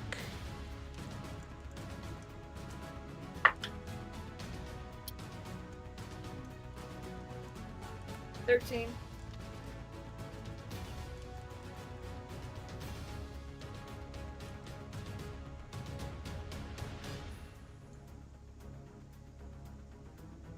Cool. Yeah, Ogra, as you yell that, kind of like staring down, the full like sort of moment of like an animal primal like ferocity, just teeth and tusks just bearing down in front of Lord Byron. You see Lord Byron set his feet and kind of like twirls the spear to kind of like move behind him, as you see a maniacal smile on his face. He is immune to intimidation, as he gives you the full-on Morpheus, come at me, bro. Okay, I try to do this nicely. So he has the spear behind him, like, kind of thing going on. Mm-hmm. Is his hand out like this? Yep. Ogre's gonna grab it, and I'm going to fling him across the map if I can. Go for it. So, any, like, just a regular attack roll? I mean, what is your intention here? To maneuver him somewhere? I want to grab him and kind of like, almost like a shot put, where I'm going to throw him out of the way. Right, but D&D wise, there's no mechanics there for that. So unless you were trying to like take him and maneuver him to another place, that's going to be a grapple check to do so. Okay, then I grapple him to get him out of the way. You got it. Go ahead and roll me an athletics check. Okay, athletics, 18. No luck. As you grab his hand, he rolled a 26, I will tell you. As this boy is strong. You wrap your 19 on the dive. Clarification here. So, as you go to grab his hand, he pulls it out of the way and sticks the spear right underneath your chin, ready to push it in. Halo is fours. Okay. Is that a bonus action to release? It's a reaction. He's not attacking. Okay. It's your turn right now. Okay.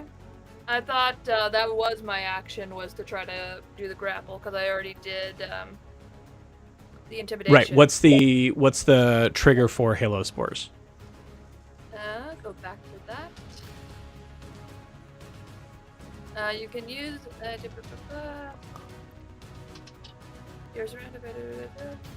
when a creature you see moves into your space within 10 feet of you or starts its turn in your space. Right. It's not his turn yet. He didn't move in. You did. Okay. Then I have Now no you more. could do that like when it's his turn. Like you could say like I'm activating Halo Spores now, and we'll like see it mechanically work after. So that's fine. Yeah. Cool. I like it. Cool. Yeah. What does the Halo Spores look like as you are now like you see Lord Byron kind of like locked in battle with Riaris and Ogra and loving every minute of it. Ogra is just, now that she has her staff back in one hand, but she still has the sword like in her backpack. But she's like concentrating enough where you can see the sweat coming off of her, and the sweat like steam, but it's spores just coming off of her, and it's just coming off in a head, so it almost looks like a mist. You got it. Cool. Also, technically, the grapple is an attack. Oh, you're a druid. Yeah. That's right. Yep. Yeah. So, cool. Anything else on your turn? That is all I can do. Got it. Okay. It is a fight now. For sure. It's been a fight, but yeah. Cool. It is now the ranger's turn. I'm gonna roll something for this ranger. Yeah, that's super bad.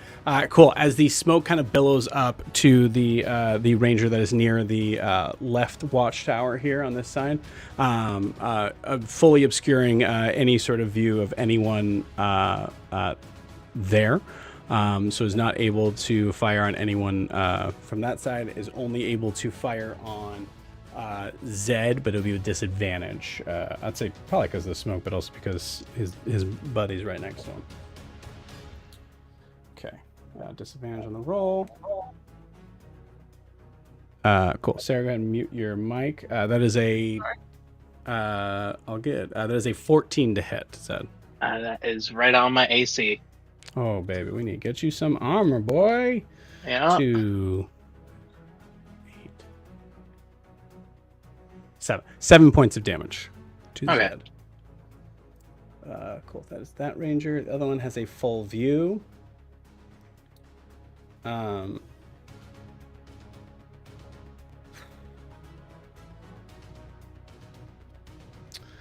The other two are going to shoot. Oh wait, hold on. Timeout, Ogra. You covered your hair, right? Yes. Okay. They're going to shoot on you then. So both rangers are going to shoot at Ogra. That is a dirty 20 to hit on one of them. And then 15 to hit on the other. One misses. I got my shield back. Okay. I thought you handed it to a goblin. No, you said I got all my stuff. Your own you got shield. your own Yes. one. Yeah. Yep. Thank you. Cool. So only one hits. That is 10 points of damage.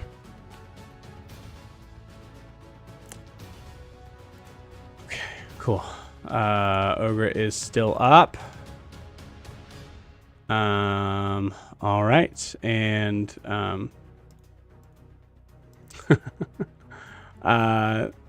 there is a piece of this where Carr is not having to roll anymore, so that's cool. As Aloria is definitely notified on what's going on. But Carr, go ahead and roll me a D20 luck check. Now to 14. Aye, Captain.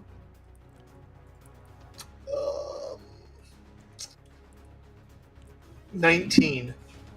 Oh, baby.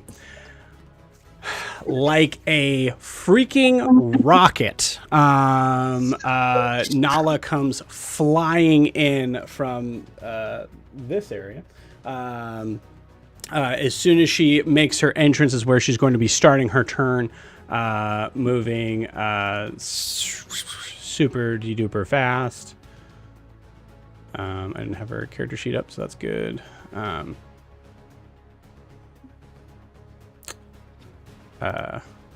Cool. She gets them back on a short rest, right? The key points come back on a short rest? Yeah. I think so. Sweet. Cool. Using her last...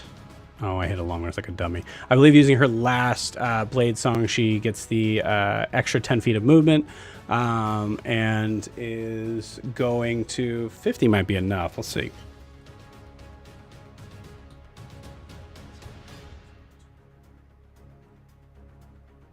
Yeah, 50 is more than enough to get into the fight.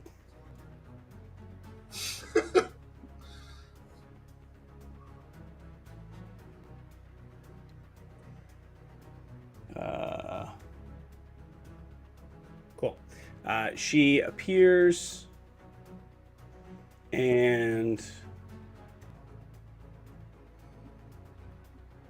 I think looks down to where Ogra is, as Ogra was one of the main sort of people to look at.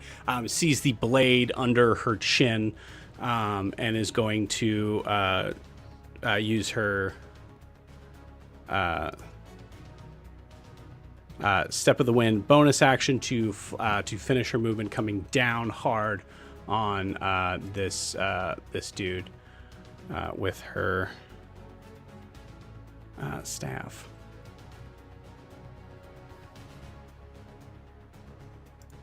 And she will booming blade that.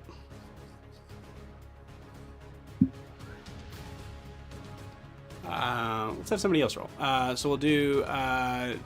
We'll say, Jack, if you want to roll a D20 plus 6.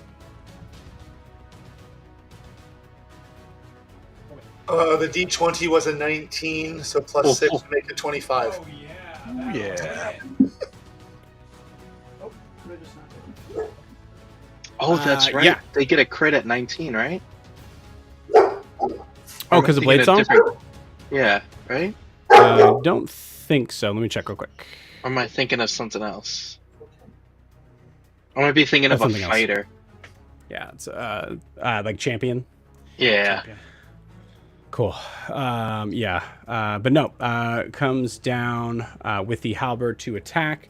Hits on the first one with the booming blade. So it's a D8 plus the D10.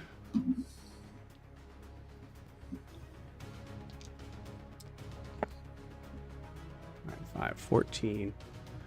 That's pretty good. Oh, that should have been a D10. My bad.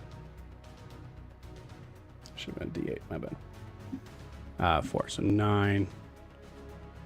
9 total plus 3 is 11 on the first hit. And then I just needed to catch up to have that roll. So we'll have her roll again to attack.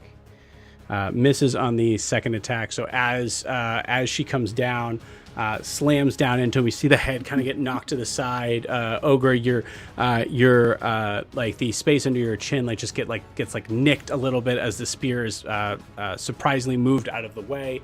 as Nala kind of slams down and just goes, "What I miss?" Doesn't wait for an answer. Swings her staff up above her head, goes and like swipes at this dude for her second attack. Misses, and I believe she already spent her bonus action, so that is the end of her turn. So she does 9 points of damage to Lord Byron. I thought you said this douche. To this douche, Lord Byron. To this canoe of a douche, Lord Byron. This canoe of a douche that we gotta throw down the poop chute. Listen, him and Yun really,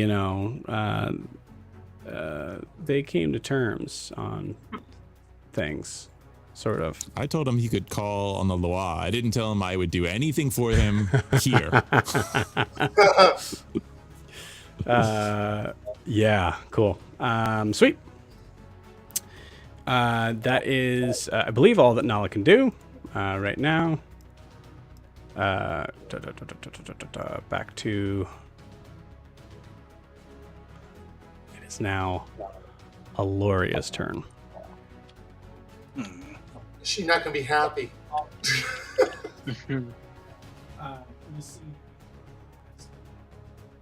debris pushed off as she spends half her movement to get up and pushes herself through.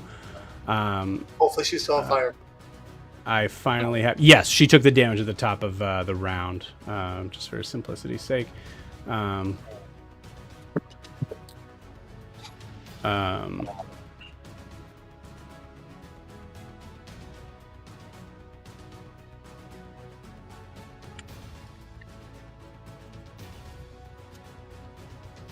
She is...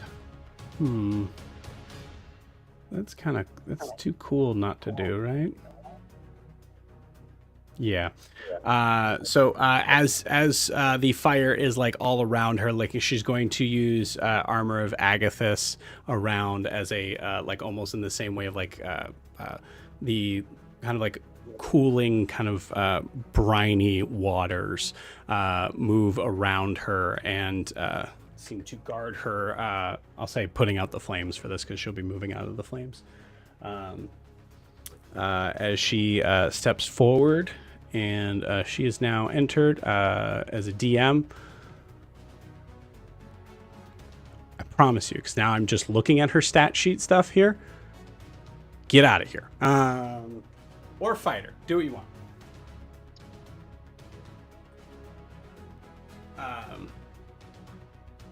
But she is going to look at... she's going to kind of survey the area around here, and she is going to settle. Who's she going to settle on? Let's find out. Let's see. Okay. She is going to settle on Riaris. Riaris, give me a wisdom saving throw. As she does, as I'm kind of looking, I still have the bell in my hand, and I'll use the other part of the bell for the protective resonance, which is whenever you're targeted by a spell that affects only you, and you can use your reaction to ring the bell and create a protective aura around yourself, giving me advantage on the saving throw. So I will do that. Very cool. Awesome. Which is great because that's a 1 and a 20, so that's a natural 20. Plus wisdom is 23. Yeah, that saves. As you oh my gosh, this is so cool. Okay, Riaris, as you see Aloria, as this was a legendary action to do this, because I believe Armor of Agathis is an action, and if not, this was way too cool to just. This is gonna end her turn. So as she settles on you, Riaris, you see you like kind of like catch eye with her as behind her there is a visage of mist and water that moves 20, 30 feet above her, impossibly massive serpent's head kind of extends out over her and then looks down at you. Riaris, you obviously made the save on the wisdom save. This would have been to stun, you'd be frightened and stunned until the end of your next turn. So what does it look like for Riaris to be able to resist this? I think Riaris, something about him triggers, not that he's seen this before, but of some sort of awareness of just her presence. And so he's focusing on Lord Byron. And as this figure stalks out of the fire, seeing Nala and Ogra with Lord Byron, he kind of turns around and just he has the bell kind of on the inside of his hand holding his shield. And he's and he sees that thing up there. And he sees Diamatalis, what he imagines would be behind her. And he just kind of growls a bit and says, "Not happening today. We have a job to do." It's kind of just sees it, just shrugs it off, holds it there, and just shrugs it off. In a very different sort of setting than Lord Byron, as the serpent kind of pulls back into this area just behind Aloria. So you see her just grit her teeth and just roar in frustration. But I'll smile back. Nice. I take it. And that ends her turn. And Riaris, it is yours. Riaris, I think at the moment is a little bit over. There's a lot of things going on, and he's kind of sitting and looking towards Lord Byron. He's got his lance ready to go, and he's kind of getting ready to make an attack. But instead, something about the lance is different. He's still getting getting into it, and it seemed to draw him a little bit further. And so what I'd like to do is, instead of attacking, I'm going to be casting Shatter above the door cell to Yun's door. And it's a 10-foot radius. I'd like to try to get as much of the scaffolding, tower, whatever there, and just kind of go in there and blow shit up. Fuck. And in some ways, it's kind of like a little bit of like this, and it's like just kind of, not quite wild, but just part of it was he was in impulse to do that. I don't think he quite knew what he was doing. Cool. I was gonna say, if you would like, I think there's a moment where Riaris, you're about to kind of thrust forward, and then the blue crystal on the pommel seems to kind of pull back as you see this blue light coming up from the veins of the oh my gosh, what's your weapon? Lance, yeah. Yeah, kind Lance, of. great. There's a word I definitely didn't want to say as I said veins. Is coming up from the lance and shooting out to the other side, and shoots out backwards towards the door. Sorry, gang. I'm so sorry. That is being more chaos. Creature. You have to bring in some this party. Yeah, exactly. This is a full-on no saving throw required. Go ahead and roll that thunder damage. All right. 8, 6, and 5. 19. 8, 6, and 5. Cool. The door gets blasted off. I'm going to say, 19? The person in the hallway, as he turns to face Yun, gets blasted forward to the ground, taking 19 points of damage.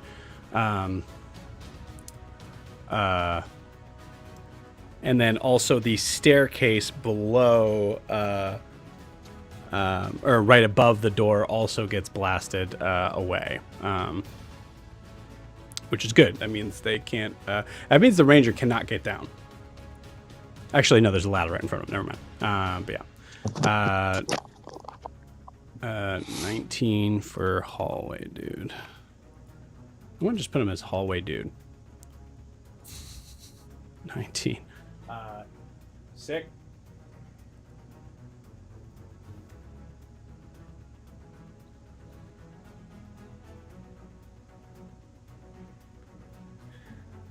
Sweet. Anything else on Riaris' turn? What a turn. Yeah, I'm going through that door. Sweet. I like to go through the door. You will take an attack of opportunity. I'll use my bonus action to launch, which will prevent attack opportunities to skedaddle myself in there. Cool. Is that that's a bonus action to use? Bonus action to do that. Yeah. Yep. Sweet. Cool. And so I would still have my movement. Launch doesn't use my movement, so I'd still have 30 feet. So I'm going in the door, and I don't really know what the hell I'm going to see. So I want to look to see what I see in this hallway. Did I have you roll a perception check yet this turn? No. Go ahead and roll me that perception check. Yeah, it sucks. It's a 2 and a 4. So 2, I don't know. 8. 8 total? 8 total. Yeah, Yep. DC was super low because you're able to have a full 30 feet of movement from the doorway, right? So the hallway itself is 15 feet. There's a guard that is on the ground, which you can easily kind of step over. You do see, I think, has Yun closed the door at this point, or is he? No, I mean, I think given the timing of the whole situation, that there's no reason to close the door unless there's an immediate threat. So, I mean, he needs to look out there. So yeah, he's still kind of smiling at the door at that one guard, and then sees the door explode, and then Riaris come on in. Yeah, so yeah, I sweet. think he'd be there. Riaris, you run in. Full 30 feet is going to get you to Yun if you wanted to, but also you see hanging up on the opposite side a hook with a bag that looks very familiar as Yun's stuff is on the other side of the jail door. Not on the door, but on the opposite side. I can get there with 30 feet to his Yes, stuff. you can. Yep. Okay. And I see Yun. Cool. Yep. Yeah, I will just immediately book it right to the stuff and just look at Yun. What do you, Yun? Time to go. What are you waiting for? Let's go. Yeah, There's a weird. Go ahead. Go ahead. I was just gonna say real quick. Just in my mind's eye, the weird thing is that Yun, because your the door's kind of cracked open here. You see Riaris running towards you, and then take a sharp right. As his stuff is over there, but Yun can't see it from his perspective. I think I might say let's go, Yun, or say, but the most passing thing of Yun, what are you waiting for? Right. Let's go. So I think, so the door explodes. I think kind of Yun lets go of the handle as this happens, and the door just sort of creaks open while he's just wide-eyed staring at what's going on, and Riaris blasts in, and he kind of recovers and just goes, your timing lately has been impeccable. And then, he's ready to go. Yes. Timing is everything, my friend. I'll grab the bag, put it over, and let's go. Yeah. Yun, you have your stuff. Fuck yeah, guys. That's cool. I like that a lot. Sweet.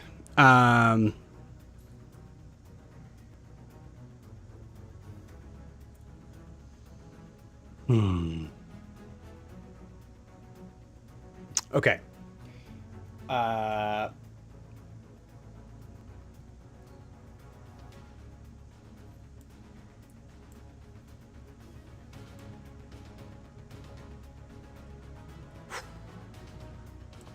Yeah, cool. This is... I don't know if he's going to make it even with that. Sweet. So it is Byron and the Paladin's turn.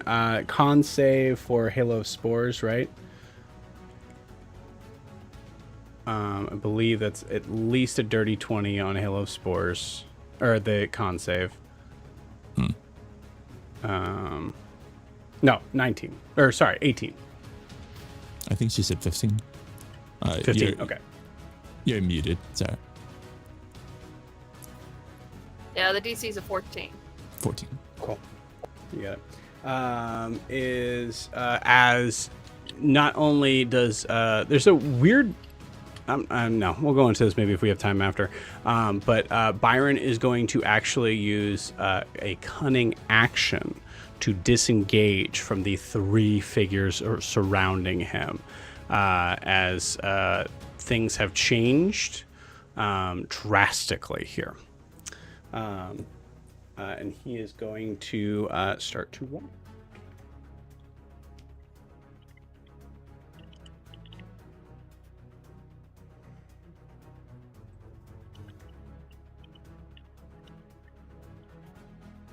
Oh, Garrus is in here. Great.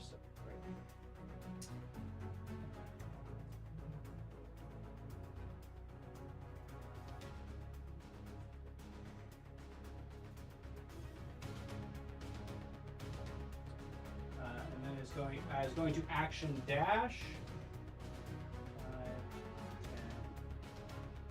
I'm going to give him an acrobatics check. He can fail this. Okay, nat 20. What a weird time to roll that. Does just a crazy front flip over the barrels and goes down into the hatch.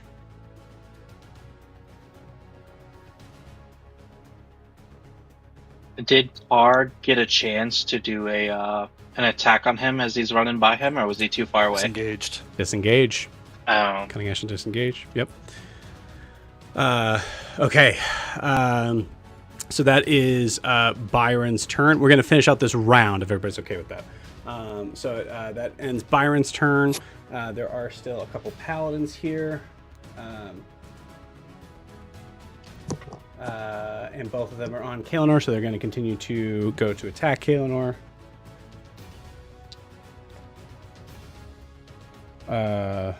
Both hit. Okay. Oh. Kaelinor might be down. Uh-oh. That is... nope, she's okay. 18 plus 6 total would be 23? No. 24. 18, 6. 24. Thank you. Okay. Still up. 11 hit points.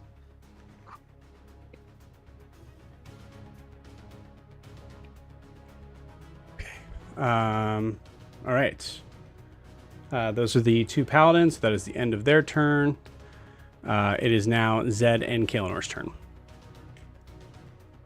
All right. Is there any way I can get this ballista moved and fired within this shot, even though I have that enemy next to me? I was say, I mean, you would have. Because the only thing I have that I might be able to do, I can't remember if it's a bonus action or not, is I got that pocket full of sand I can just throw at him and try to blind him. I think that would be an action unless you have some sort of featured trait that I don't know of. I don't think like weapon throwing has anything to help out with that either. Yeah. So here's what I will say. I'm going to roll something to be, am I going to be realist or am I going to be rulesist?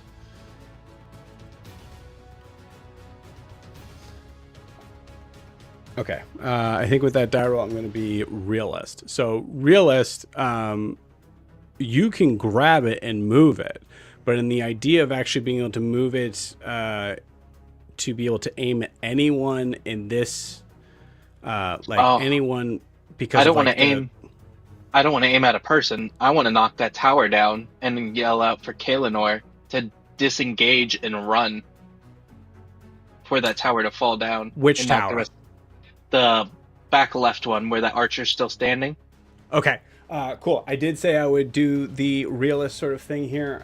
There is a door there, which means that there is some stuff there, so it might be kind of tricky. Also, if you fire a ballista from where you're at and it hits that to kind of topple it somewhere, the force of it is more likely to go back than forward. Yeah, because I was thinking about if I hit the bottom of it and take the legs from under it, maybe. Right. So there's no like space for you to see the bottom of it. Okay. All right. So then I wouldn't be able to do that.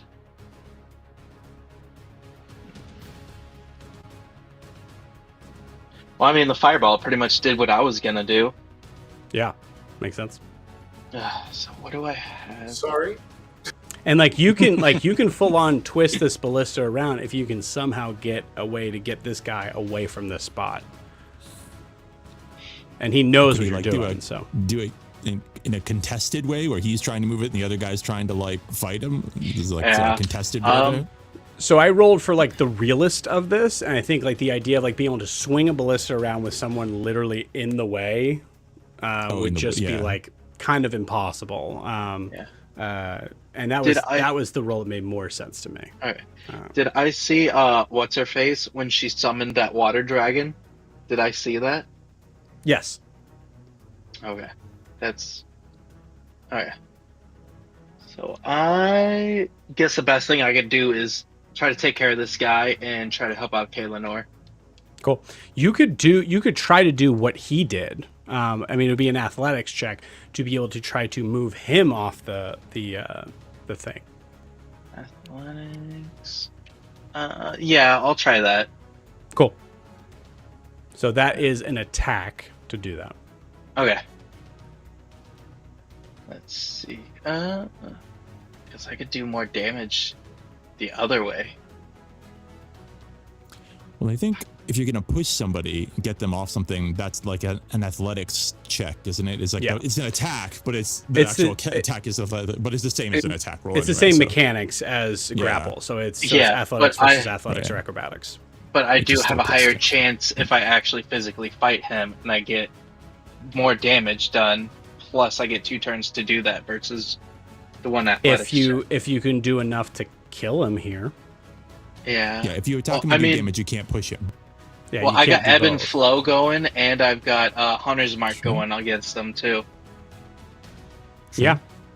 I mean, he is bloody. Yeah. But also, you're gonna have disadvantage, I assume, in any ranged thing you're doing. Yeah. Well, maybe. Yeah, probably. Okay, I'm just gonna grapple him and try to throw him in that poop chute. You got it. Oh, the poop chute is right there. I like that a lot. Right I didn't there, think of that at all. All right, so here we go. 21. Nice. 21 against 19. Cool. You're able to grab him.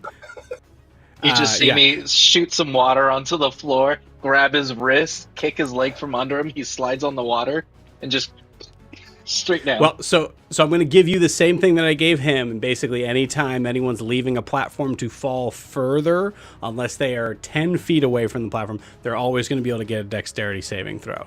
But but also you have another attack as well. So so what I'm going to say with that.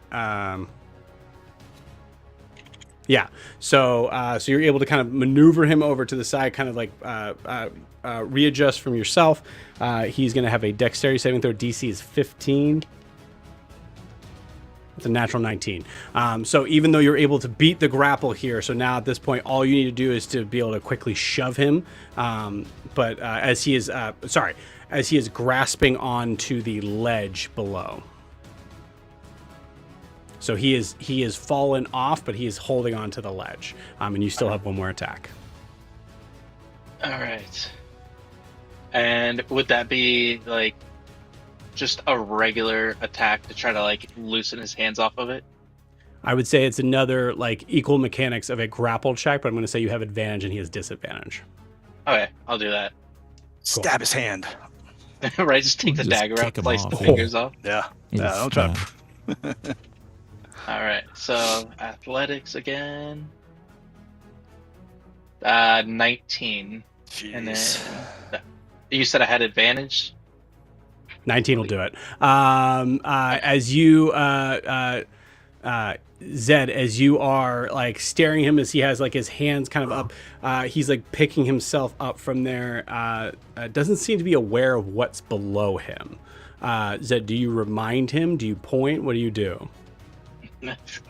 I'm just gonna look down at him. I was like, "That's a shitty way to go," and just stomp him right on the head.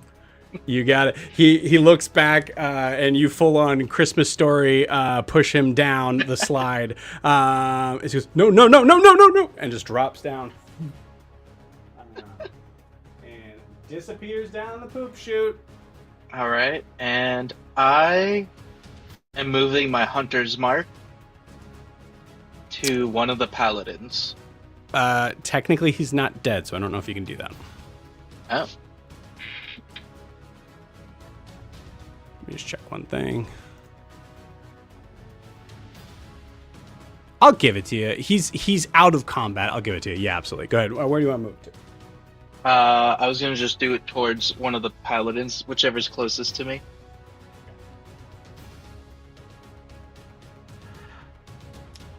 All right. And we have Zed with the ballista. God help us all. Anything else, Ed?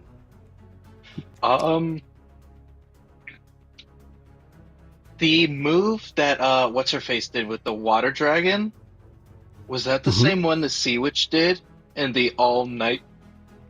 I'm going to ask, just for the sake of time, is there something you're going to do with this information? I can answer it later if you'd like. I was just wanting to see if she's probably going to be the Sea Witch for our timeline. Just because I seen that, and then the Sea Witch tried to attack me with something like that. Okay. Cool. Yeah, I don't think there's any way for you to know for sure on that. All right. You know what I mean? Yeah. I'll say it looks to be. Actually, I'm just gonna. I'll give it to you and say no, because the serpent that came out from her was Diametalis. All right. So very different than the serpents that the Sea Witch shot out. Okay. But I mean, who knows if something happens later on down the line? Who knows? No one, not even me. Cool. Yeah. So that ends your turn. It is Kaelonor's turn. I wanted to try to do this all in one quick go. She's going to finish it. Wow. Not nat 20s, but both hit. As she is going to try to finish this paladin, who is doing pretty bad. Yeah. Probably won't finish him off, but we'll see. That is 4d4 plus 8. Ooh. 3 4s. 12, 2, 14. 14 plus 8 is 22. Whoa. Hold on.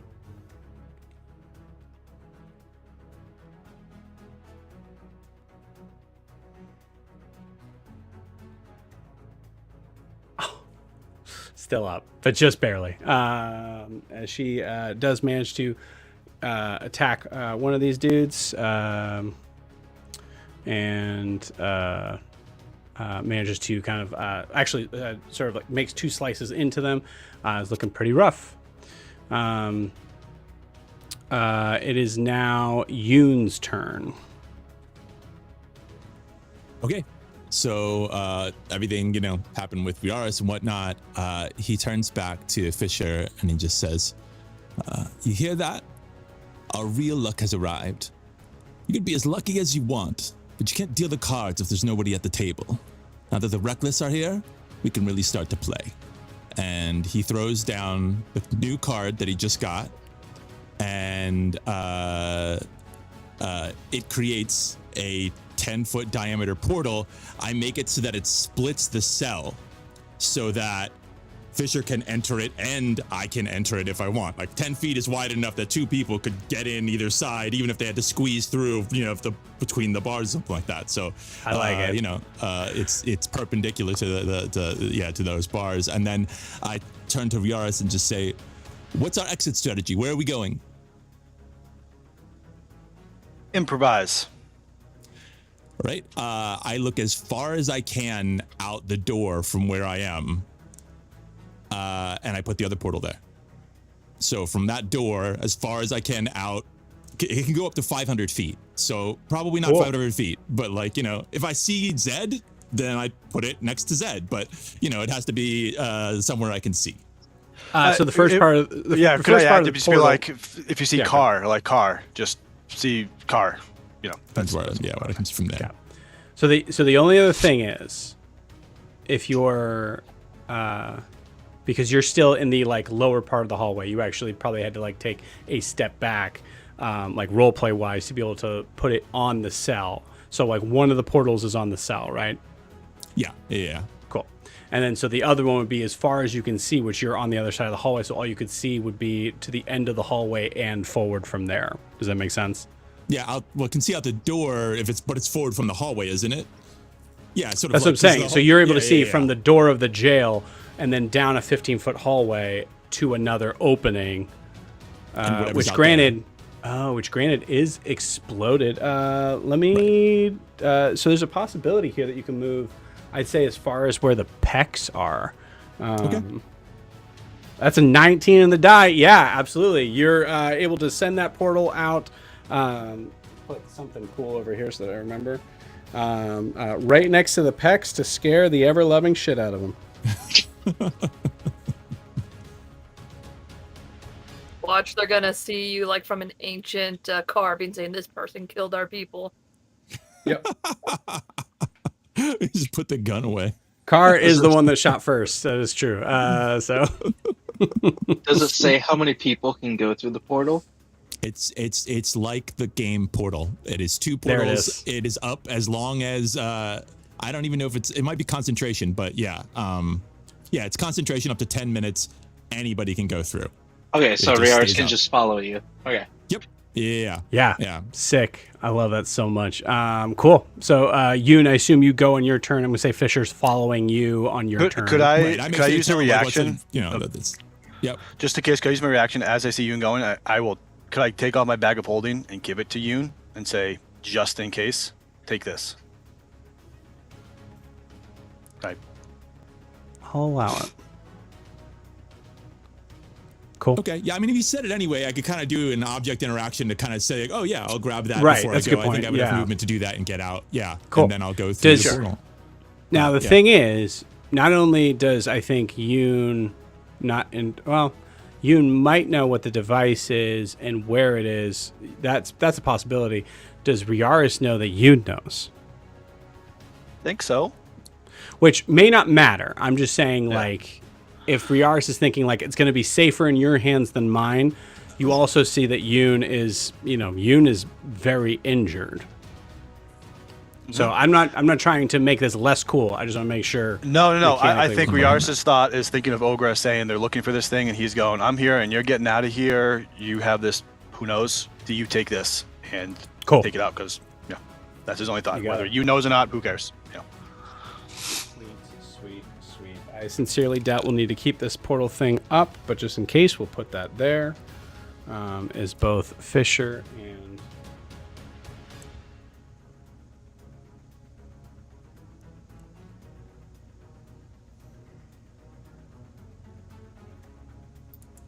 Tell me the Fisher portals and- are the colors of yellow and blue. yeah, are they just full portal colors? I mean, that's some of Yoon's colors, you know. Yeah. He's got the golden hair, so I think there's some of that, and yeah, it's. Then if you look at the robe he's wearing, it's that kind of bluish, yeah. Like I think that the purple blue, yeah, it's like Yep. that. And you have a gun see it- too. That's probably making it. Because it's not a portal gun, but God. yes. It uses a card for it, but yes. we see a moment when there is like something that tries to kind of like push out from the portal with you, and it's like some like white robot sort of thing, and then it gets stuck back into it. I remember bits and pieces of Portal. Cool. Yoon all of a sudden appears in front of everybody. As you all see, Yoon is there, as well as Fisher. I think, Ogre, you see Fisher from afar. This is cool, gang. This is cool as shit. Anything else on Yoon's turn?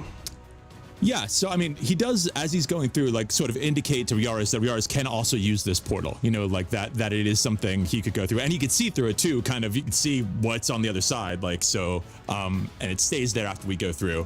And then, he pops up and just kind of says, this is Fisher. I told him I'd get him out of here, so I think we should leave. And I'm going to use my bonus action help action on Fisher with the hospitality function to give us both.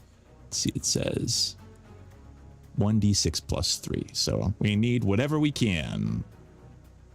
Yeah, 8. We get 8 temporary hit points, and that is the end of my turn. I love that so much. Also, like, technically, Yoon, you didn't really make much movement here. You don't really know necessarily where to go. But if the idea is to leave out of here, let's just do kind of like a quick checklist. Do we have everything? We have Yoon stuff. We have Ogre stuff. We have Yoon. We have Fisher. That's everything, right? Just Milky. Right. And the ruffle. And the pecs. If Fisher is here, Milky is not. And the rock people whom you assume they're all here. So it's time to skedaddle. So that being said, Yoon, do you think you were like waiting for the people, or do you think because you don't know where to go, but Fisher does? Yeah, if Fisher starts going somewhere, I'll follow him. And also, like, we are both super hurt. So if there's enemies over in that direction, we're going the opposite direction of that. So yeah, You got it. Whatever Yeah, movement cool. I have left. Awesome. I don't think you really spent much movement at all. I think you like kind of took a step back to be able to kind of point it at there. We'll say 5 Right. feet. Right, because you can put the portal 10 feet away from you. So yeah, I would have had to take a step back. That makes sense, and then put the other one. So yeah. Okay, cool. So it's already 5, so this is 10, 15, 20, 25, 30. So 30 brings you guys right in front of the hatch. You see Fisher kind of like throw open the hatch and just yell for everybody to come on, we gotta go. So it's like yelling. I think because he has no idea who's who. I think he just yells. He like he looks at Car and I think does like kind of like a step back with like the Friendly. yeah. Runs, throws open the hatch. Time to leave, and that's it. Well, he is an action, so he could jump down. Yeah, if he wants to action dash, I can imagine that. If he looks back at me, I would definitely, indicate go. Okay, yeah. So he's gonna go down. He goes down. Cool, nice. What a turn. It is now the fighter's turn. I'm gonna roll something here. Oh, that's super bad, which is super good for you guys. Reminder now, because it is the fighter's turn. There is a fighter down the poop chute. But I rolled a 3, so he kept on rolling. Did you just hear the goofy sound? Yeah. Yep. Oh my god. Yep. Then you hear screams, "Oh God, no! Oh God, no!" Cool. That means who do we have left for fighters?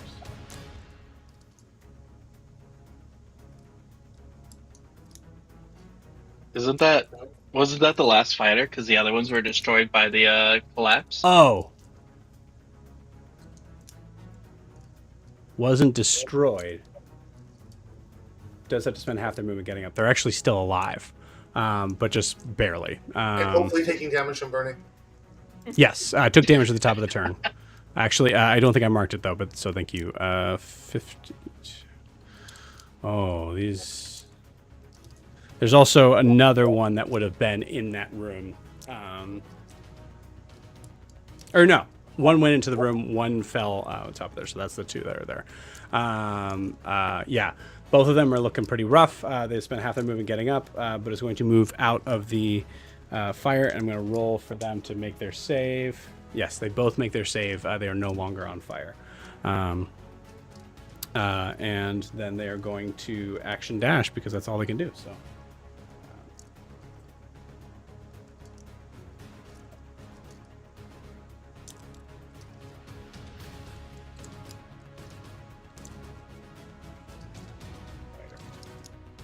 There you are.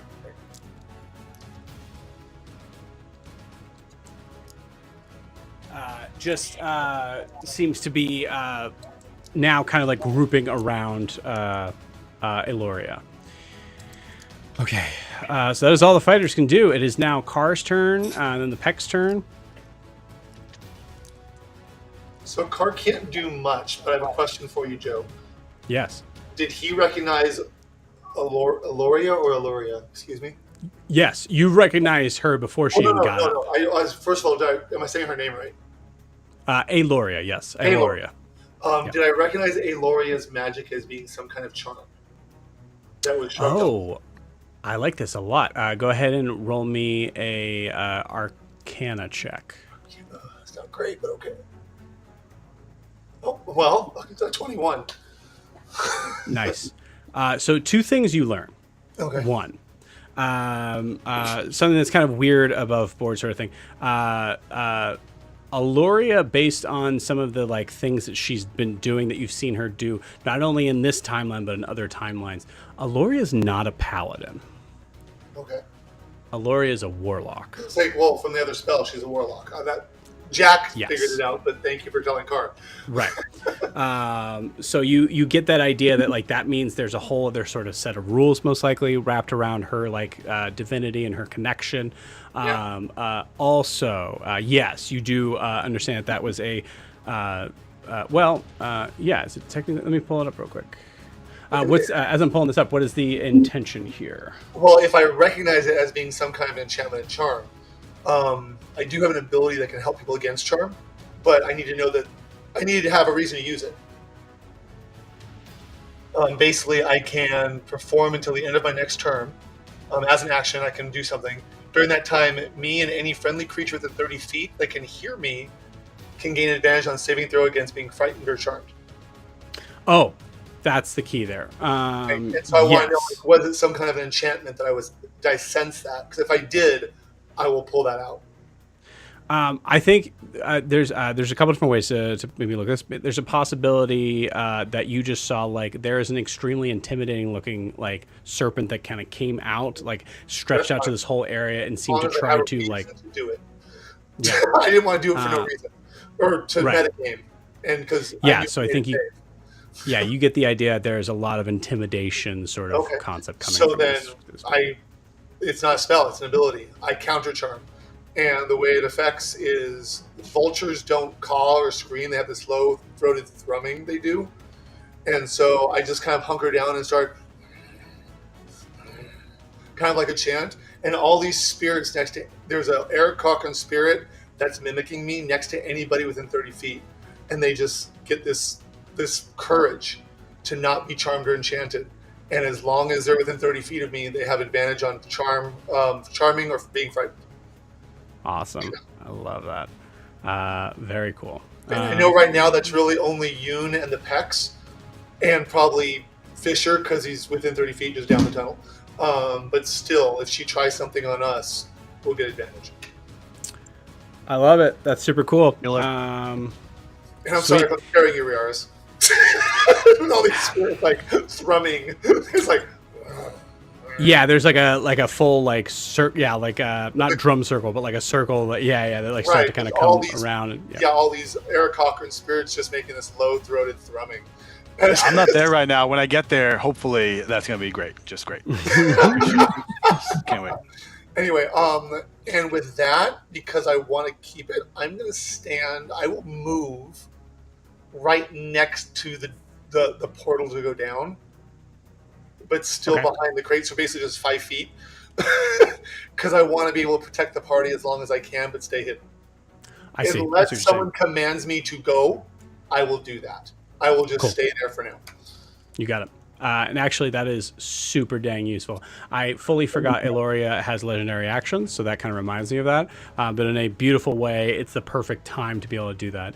As she is looking around now, seeing like there's a full escape that is happening here. Seeing Yun appear out of nowhere and then like run to the other side. Doesn't like recognize the bag or anything of a note. But does realize if everyone is running off, that might mean that Ogra is going to join them in that. So she is going to spend her legendary action to try to do the same, we call it Serpent's Gaze, do the same thing, but now on Ogra. She's too far away. Is she? 30 feet. Too far away for For my save. No, for my saving throw. Not for you. I don't know what Eloria can do. But I think she's too far away for 30. Yep. Yeah, just out of range for that. Okay. Okay, it's not a spell, is it? It is not a spell. It is a... good to know. Yeah.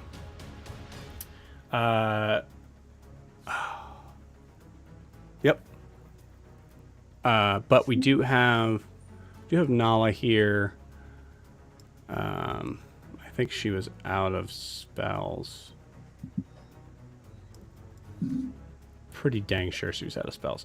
But I don't think she used her thingy, Arcane Recovery.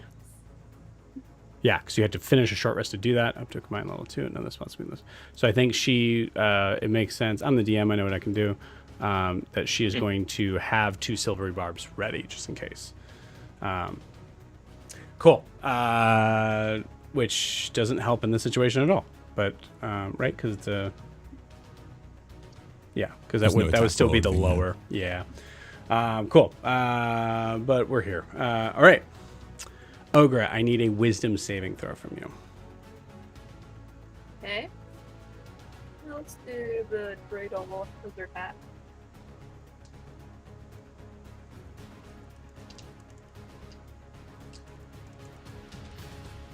16. And what kind of saving throw? Wisdom. Wisdom? Oh, that is a 22. Gang. Excellent job. Eloria feeling powerless in this moment. Good.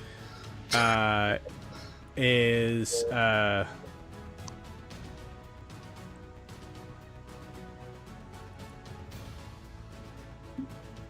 yeah. In that turn, that's not her last legendary action. I think I'm going to set that. That's not her last one. But in that turn is going to fail on that. And she's once again screaming out, pointing towards her and say, grab her. On this turn, it is now... Yes, fuck yeah, I love D&D. At this point, it is now the Peck's turn. So the Peck, seeing Aloria pointing and yelling out to grab her, they're able to, all together, all 4 of them, cast Wall of Stone. As the Wall of Stone is now extended out. That's why that was there. And it's going to put out this, like, it's going to crash that fire down.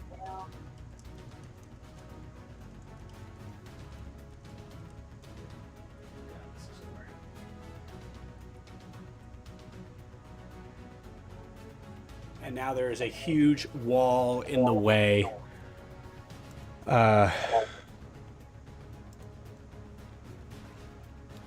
That might actually really hurt them. That you can see, yeah. Cool. So you... Go ahead. Right before that goes up, when she yells, get her, can Ogra just, like, do a goblin flipping someone off, but at the goblin way, and it's like this? Incredible. I love it. Yeah. As that happens, the walls come up? Yeah, as you do that, it almost looks like it's, like, come from Ogra as this... these walls kind of come up as all of the Pecks seem to kind of like nod to each other as like, we did it. Hell yeah. And lastly, Ogra, I need you to roll me a d20. Another d20? Yes.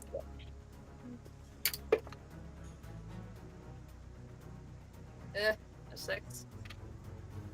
Okay, cool. You got it. Sweet. So, as all of this is happening, we have figures that are starting to be able to kind of head down in, starting with Fisher. We now have a huge wall of stone that is actually blocking any sort of attack that is going to be happening physical from this point. Blocks the Rangers from being able to attack you guys. All this stuff is you have a clear sort of shot of being able to move around this whole place and into the hatch here. Zed is the only... Zed and Kael'nor are kind of left out in the open, knowing that they have to also find a way to be able to break... Well, at least Kael'nor having to find a way to break free from where they're at. And down below, underneath everyone's feet, we hear a horrible, resounding screech. And with that, we're going to end tonight's session. We'll see you guys next week. Bye-bye.